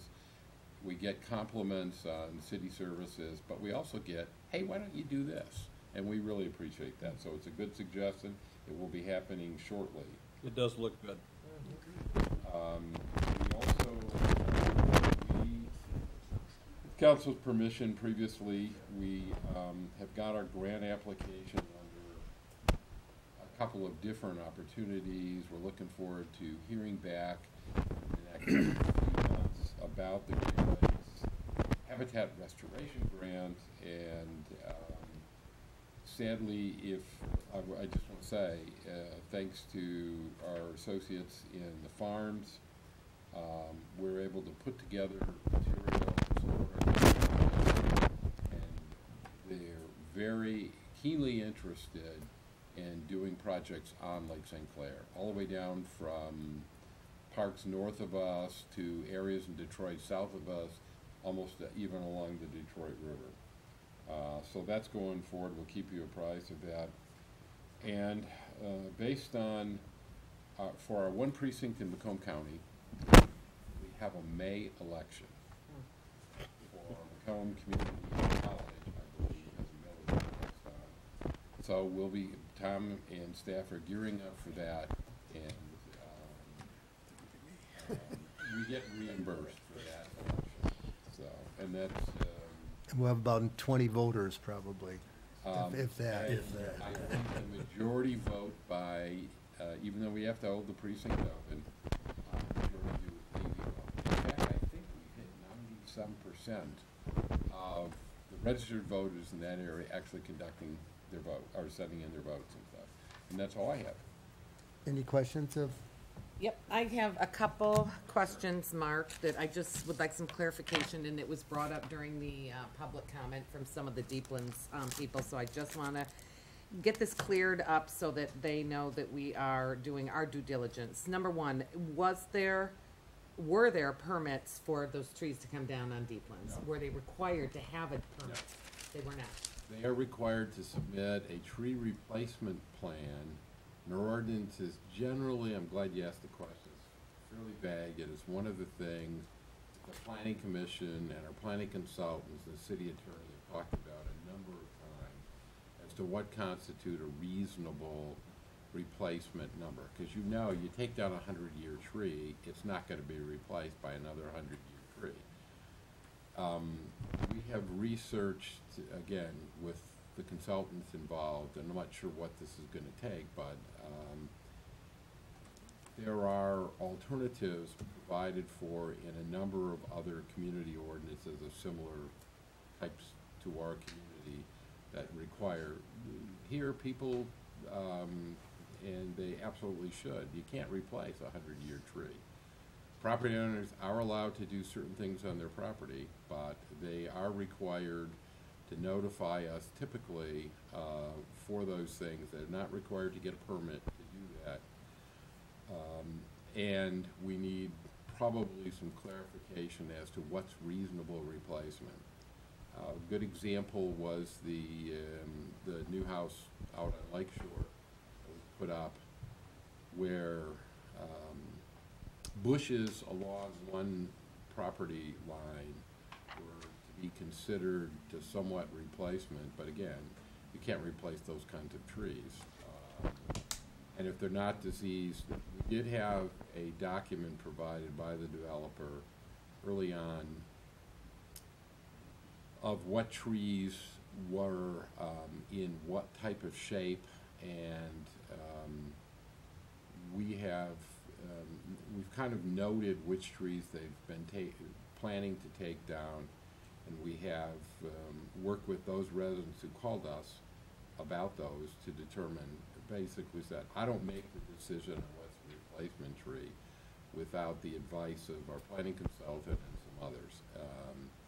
The city attorney's been involved, and I think that is one of the things that we've talked about through the planning commission of replacement, because there isn't a real standard for doing that, and you really can't replace. 2 sticks don't count for a 100-year tree. 7 bushes don't count if you're taking down 25 trees, some of which were diseased, as was the case in the property there, but there are not a specific numerical standard for those things. Okay, also, concerning the Sheldon Road construction, that there was a 12-month permit issued, but they said we are in month 19 now of the work. Is that true? Again, clarifying so that all these people can get the right story. We operate under the State Construction Code Commission, and typically permits are generally good for 1 year. I will tell you that we have had lawsuits, I have had lawsuits in other cities for refusal to grant extensions of those permits. That project was finalized out. All permits were inspected and approved. I'm not sure what's going on there. I hadn't heard until tonight, but we'll certainly check if there's some sewer issue there with respect to that. But frankly, the state construction codes, I want to be really careful in how they say, but frankly, if you drive a nail and your project in every 6 months, we are actually required to grant an extension. Failure to do so can result in the state, because I've been threatened with this before, the state to come in and take over all the inspection processes of the city.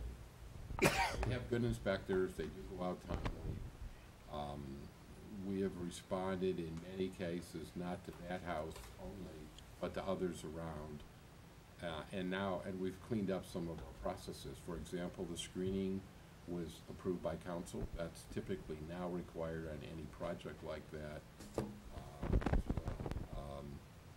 As the sedimentation control ordinances, they have to report to Wayne County for those permits and things like that too. But So are you confident that whoever enforces the permits upstairs, and who would that be? Would that be Tom, or is that? no, it's usually the inspector. If the information comes to us, we go out and check it, or we have the specific inspector go out and check it, whether it's Gene Tutag is the building, the plumbing mechanical guy, or the electrical guy.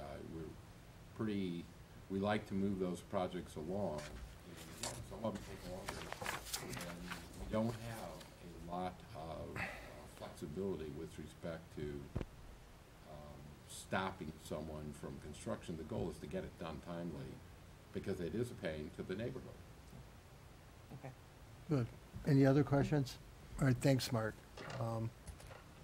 Next item, no old business, so new business is the Osius Park update, the potential gatehouse design. Yeah, John Vitale's here. John has assisted us. I want to thank him for this. John, thanks for being patient today. But he's also assisted us, and we can use him here with a very specific requirement for us to do a handicapped access survey of all of our city facilities. So those are the things that we're budget a few each year to fix up. His help on that was excellent for us at a very reasonable price. I shouldn't say that when he's here. All right, thank you. Thank you. Good evening, Mayor and Council. As Mark said, my name's John Vitale. I'm with the firm Stuckey and Vitale Architects. And we had the pleasure of helping design a new gatehouse at the park. So right to my left are some renderings of the proposed gatehouse. Small structure, and we've really taken cues from some of the buildings that are on the park premises, as well as the City Hall, to really build I think a nice looking building that would really enhance the entrance to the park.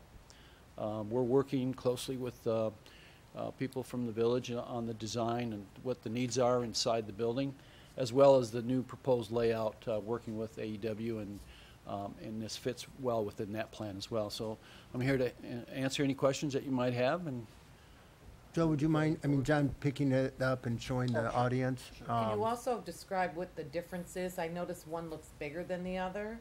Well, these are different elevations. So the building's a little bit deeper than it is wide, so it's about 10 feet by 12 feet wide. So this shows each elevation of the building. So the building itself will basically have windows on all 4 sides.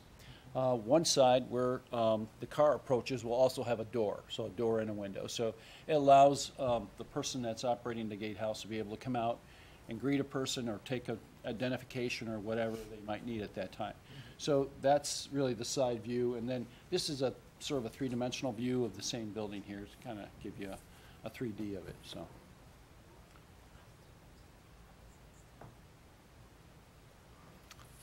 Yeah, so the building's basically a brick building with some cast stone accents, and that's basically it. See, I've proposed windows on the top part for lighting. Story windows around, so again, this is more of an architectural feature, kind of mimics some of the buildings here on your city campus. So it'll match, it's designed to It's a match good more, match to the- yeah. The brick, we're picking the brick mostly from the bathhouse, and so our idea is to really match that brick. And this is maybe some, pictures of that building, so our brick style will be very similar to that. Okay. If that helps you.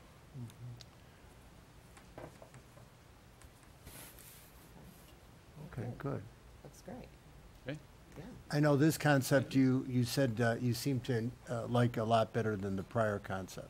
Yeah, I think so. Yeah, I think this this Drive works in, well you with have a the door or window. Absolutely. So I think the new plan works very well. I think it really accommodates easier traffic flow and any future ideas for additional security measures that you might want to include later. So this I think footprint works very well with the proposed plan. Looks very nice, yeah. Are there any comments from council? Love it. And if we move to a gate at some point, we can Yeah, accommodate that's what I that. was referring to. So adding a gate works very easily with this. So we've got some flexibility built into it. There'll be some landscaping around it as well. So I think it'll work very well in the location that's being proposed. And because of how it is, the gate attendant will have a clear view of the entire parking lot. Yeah, we're actually providing for a window on each side, so he'll be able to see an oncoming car, he'll be able to see, of course, easy visibility of the car as well as the street and into the park. So we propose windows on all four sides of the building. So if somebody doesn't belong, then they exit and he can watch the car exit. That's right. He'll be able to access right to the driveway, and if someone's coming in or, back up, or, he can give them clear direction from the door that he has access from on the side. How does council like that? I love it. Well, I guess at this point, we probably, yes, Mark? I just want to add, if council approves this concept this evening, the architect on behalf has prepared the drawing, a simple item for bid, and we'll be sending it out. He will help us send that out for bid so we can get that thing underway also this year. So it'd be appropriate to invite a motion at this point to approve the concept and. So this is just approving the concept and is not approving actually yet putting Well, the we gatehouse he there? will obtain bids for us. Competitive bidding, right? Project estimates. This will allow us to proceed. We'll bring back the final documents. The successful bidder would be not likely to be the same contractor as the tennis courts and stuff. That's not. We'll invite bids from local contractors as well.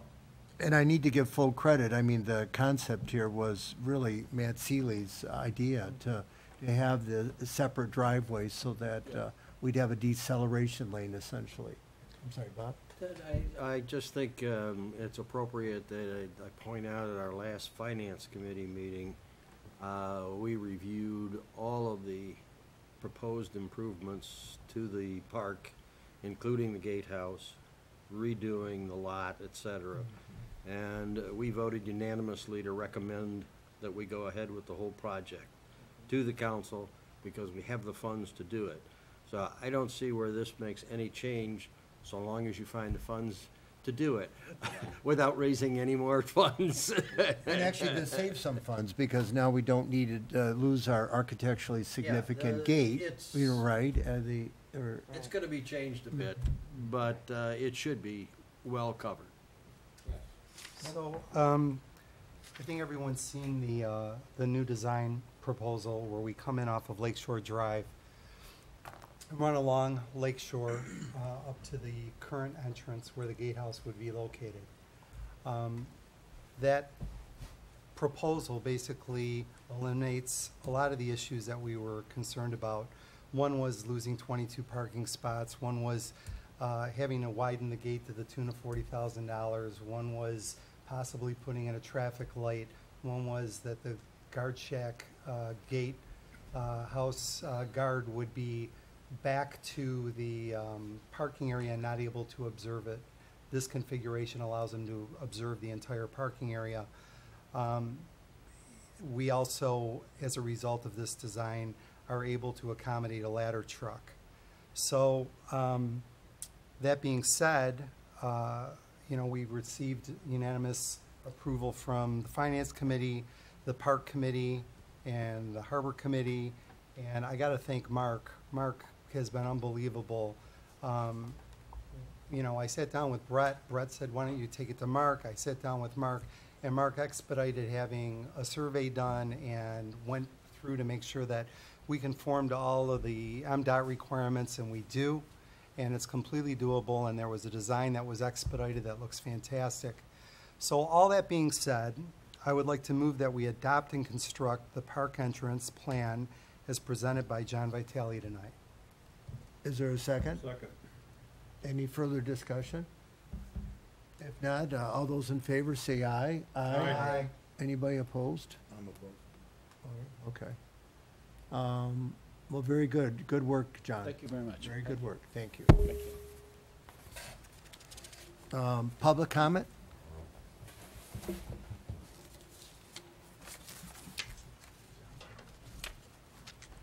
Good evening, Council. Richard Russell, 882 Lakeshore. I was here tonight just to see what John was going to present. It was kind of a neat gatehouse. But my comment is I'm a little tired of Mr. Masuga taking a pot shot at my company, Russell Homes Incorporated. I take pride in building a high-quality home for whoever chooses to work with us. We've done over 100 homes in Grosse Pointe over the last 40 years.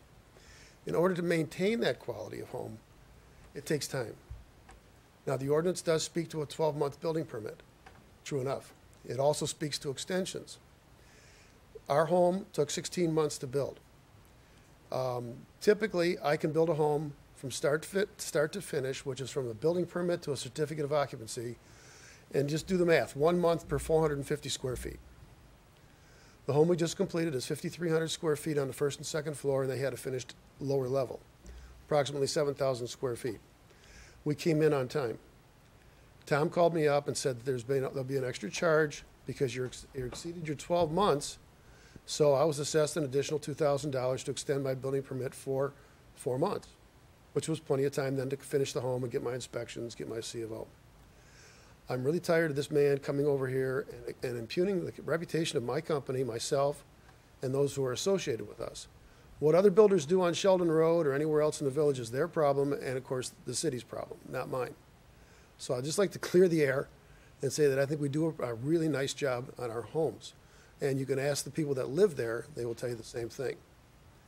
On another note, there is a sewer issue on the front yard of that property. It's the last sewer lead on the sanitary sewer of Grosse Pointe Shores. But because of the length of the sewer lead from the sewer main to the home, we're required to put in what they call a cleanout.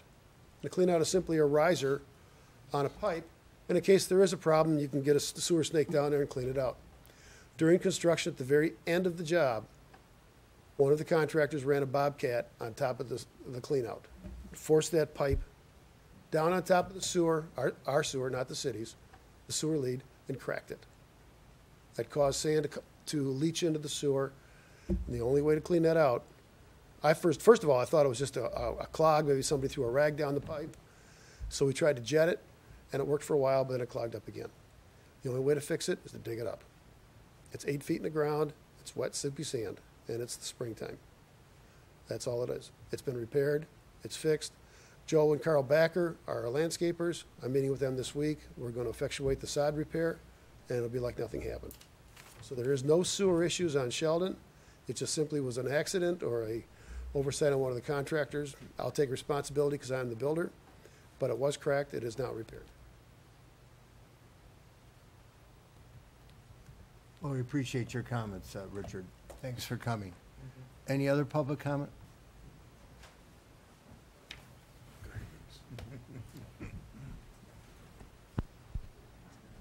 Ellen, it must be spring. It I is. see that It is snow. indeed. My snowdrops are blooming in my backyard. Lovely. I'm here tonight to emphasize how important it is to have our children and their parents and grandparents come out for our two major venues that are happening. One is the Easter egg hunt, which Mark alluded to. It is this Saturday, 10 o'clock until 11:30 in the morning. There's going to be a variety of things as usual. Of course, the Easter bunny is going to be there for children to sit on his knee, have their pictures taken by parents. Then also, we will have face paintings and pony rides and a petting zoo. So the Easter egg hunt is a village tradition, many, many years, and it's always very well received. So for the new parents, new people who have moved into the village this year, and there are some, it's a really nice thing to bring your children to. Second thing, and very important, this year our Arbor Day is being expanded. We are, as a tree board, we are involved in a 15-year celebration of being a Tree City USA. This is by the National Arbor Day Foundation. We are planning a very, very special Arbor Day this year. We're going to have special T-shirts for the Fun Run made. We're going to have things like our tree board will plant a new tree at the park. We'll have questions answered by Brett Marshall and some of the other people who are on the tree board that residents have concerning planting trees on their property. I'm going to do a presentation on the history of Arbor Day, and for those, especially Mark, who is in love with U of M, the man who started Arbor Day in the United States went to Albion College and University of Michigan. So, go U of M. So I'm going to come in and hear all about the wonderful history of Arbor Day, how it started with J. Morton Sterling, and how it now is worldwide. Then we are doing a very, very special thing, not only just eating cake, we are going to have a poster contest for the children. We've decided to make it 3rd through 8th grade and divide it into 3 different categories. 3rd and 4th graders, 5th and 6th graders, 7th and 8th graders, so that we will have 3 winners, 1 winner in each age group. They will receive a $50 gift certificate, probably a Visa gift certificate to use anywhere. We're going to put up probably outside in the police department the posters for a month once we have them made and given to us. Right now, the poster board is upstairs to be picked up by families whose children want to participate. We have a list of rules that actually is a whole page long. We will bring some of these to the Easter egg hunt and maybe some poster boards too to distribute. Otherwise, come to the municipal building for the children to pick up their poster to take home and make. We hope to get a lot of children doing this. I think it's a great idea to have the benefits of trees. We are a Tree City USA, 15 years. That's quite an accomplishment. We have to jump through a lot of hurdles to become a Tree City USA and to maintain that status. And one of the things we have to do is have an Arbor Day celebration. So this time it's going to be major. So, hope to see you all at the Easter egg hunt and at Arbor Day, the Fun Run. They'll have extra special T-shirts. We're going to have our poster contest. It should be a lot of fun. Come and help us out. When was the Arbor Day? Arbor Day is May 6th. The Fun Run, usually the kids come about 9 o'clock, and then the Fun Run starts, thereafter. Our celebration usually starts about 9:30, goes till about 11:30. We are going to have face painting by a very, very talented 10th grader, 15 years old. She is amazing. She has volunteered to come and do it at Easter for our children, and she'll have more time at Arbor Day because there won't be as many children. But she is incredible. So the children will get really top-notch face painting on both occasions. Wow. So hope to see you there. Thank you, Helen. Any other public comment?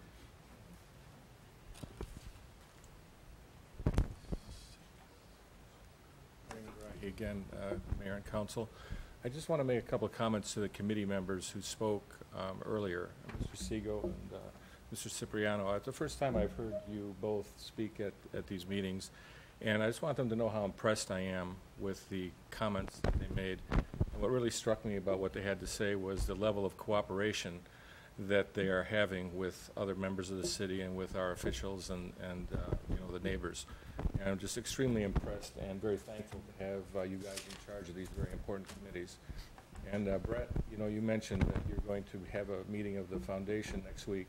I would like you, on behalf of, you know, myself and I'm sure everybody in the community, to express our thanks to the foundation for everything that they do throughout the years to make this community better and to make, you know, things nicer for all of us. You know, and I'm so happy to hear that you're going to be in charge for at least one more year. That's wonderful. Hopefully 2 more years. Mrs. Bai, I don't know what to say to you. You know, it's wonderful to have someone like you in this town, you know, who takes that level of interest in beautifying the city for us. You know, we appreciate every single thing that you do, you know, every year. And finally, I don't know if Mr. Seeley is to be credited or Mark to getting John Vitale to do the drawing. I know he left already, but I got to tell you, I've known that man for quite a few years, and he's the best of the best. And anything that he attaches his name to will be something that we will be very, very proud to have in our community. So, thank you. Thank you, Doctor. Thank you. Any other comments? If not, council comments, Bob? Just have a happy Easter. Okay. Matt?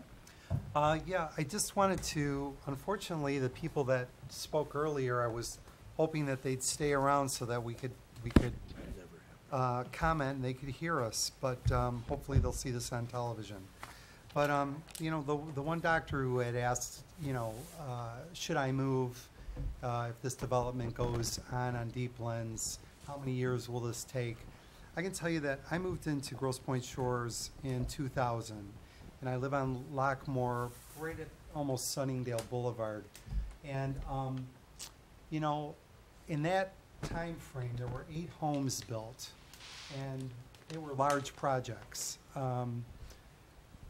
And through that, you know, through the building of those 8 homes, it took 6 years for them to go in. And during that period of time, Lockmore itself, the street was really damaged by all of the trucks and haulers and everything else that went on. And ultimately, when the mayor was elected and came in, one of the first streets that was resurfaced was Lockmore as a result of it. But just at about the end of that 6 years of construction, when we finally thought we were done with it, Walker's home burned to the ground, and we had another house that we had to wait for it to be constructed. You know, there's an ad on TV that says, life's messy, clean it up. And I mean, it's just the way it is. I mean, progress is what it is. If you were downtown at any particular you know, point during the last 20 years when Comerica Park and Ford Field, and they were moving the Gem Theater, and the Fox was being redone, and the resurgence of Foxtown, and the, you know, building of the CompuWare building. I mean, that's what happens when progress is made and things are improved. And I would not trade the last 18 years that I've lived in Grosse Pointe Shores over some incidental dust, or, you know, having a road that we couldn't rollerblade down for a few years. Ultimately, I love where I live. I love my community.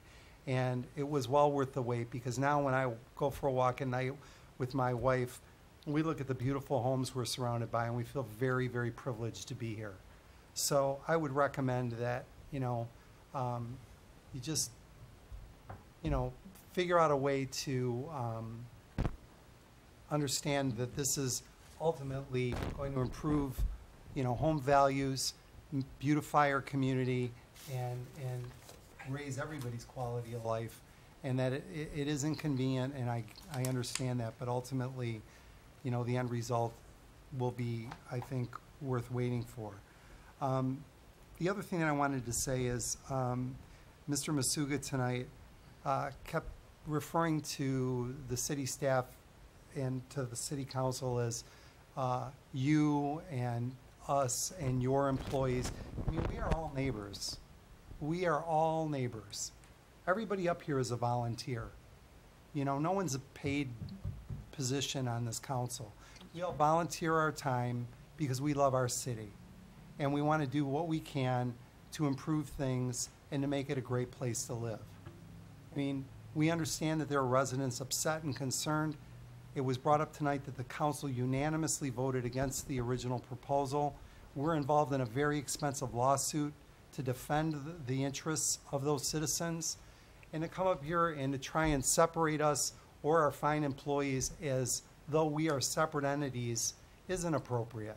We are all neighbors, and we're all doing the best that we can with the resources we have to make sure that everybody walks away from this amicably and, you know, as cleanly and as smoothly as possible to, you know, make sure that everyone's quality of life isn't impaired too greatly.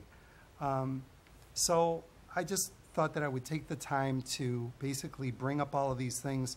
And lastly, you know, after that home burned to the ground and we had to wait for that, then we had our street resurfaced. And then finally I thought we're done.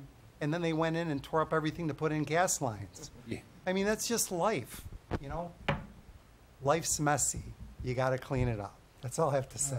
Thanks, Matt. Tina? Good words, Matt. Nothing else. Happy Easter to all. Bob? No, I have no further comment other than joining into the Happy Easter. Doug? Happy Easter, everybody. Well, a couple of comments.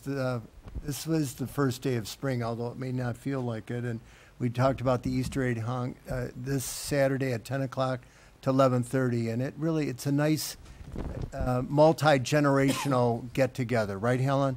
Grandparents, parents, extended family members, and, of course, the children. Okay. So you really enjoy the fabric of our community by coming to these events. April 2nd is the first day to register for the park picnics, I believe, in the pavilion. It's first come, first served.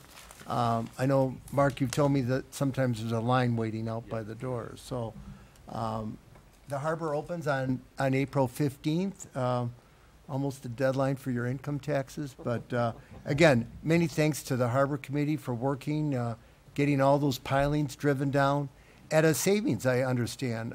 Matt was telling me that we're going to save about $2,000 or $3,000 because we're using a contractor from Harson's Island, I believe.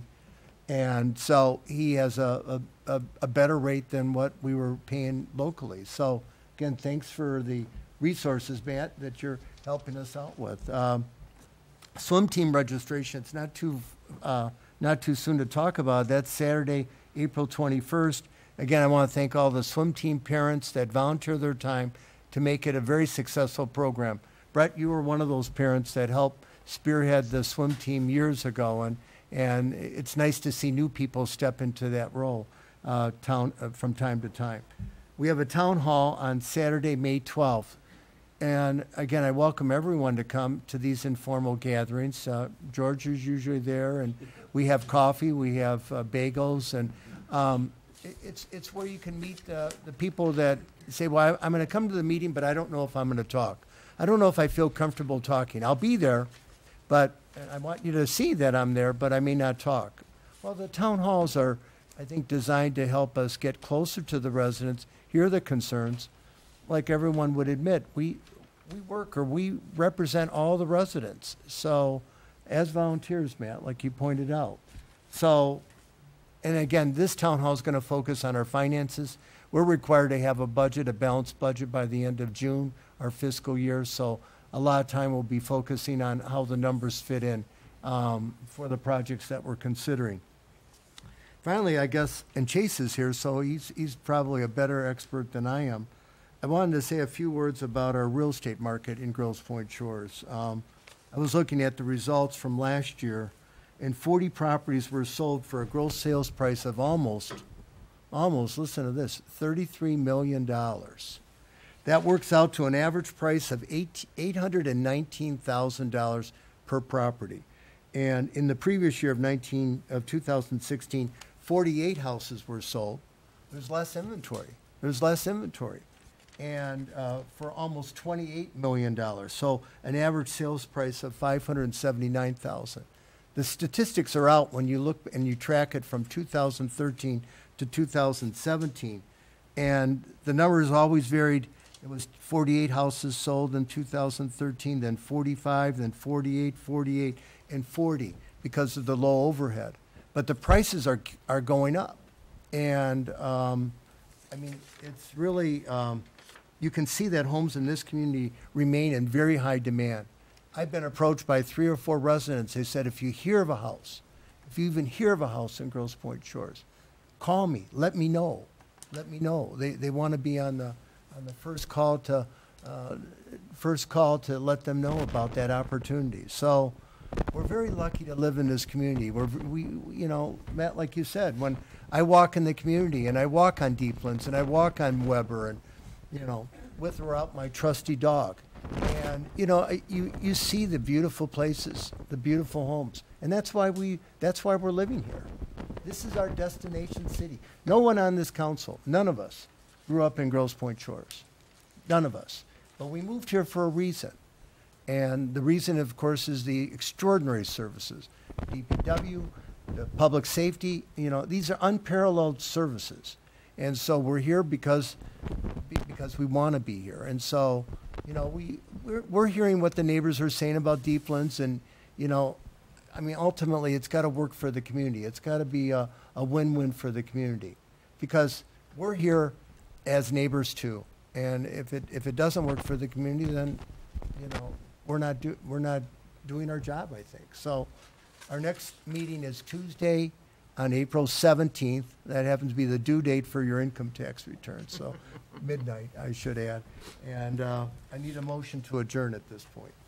Motion to move. Second? Okay, this meeting is adjourned. Thank you. Oh my gosh, this was a long one. Yeah, we didn't set any records. No? Well, on either side, you know.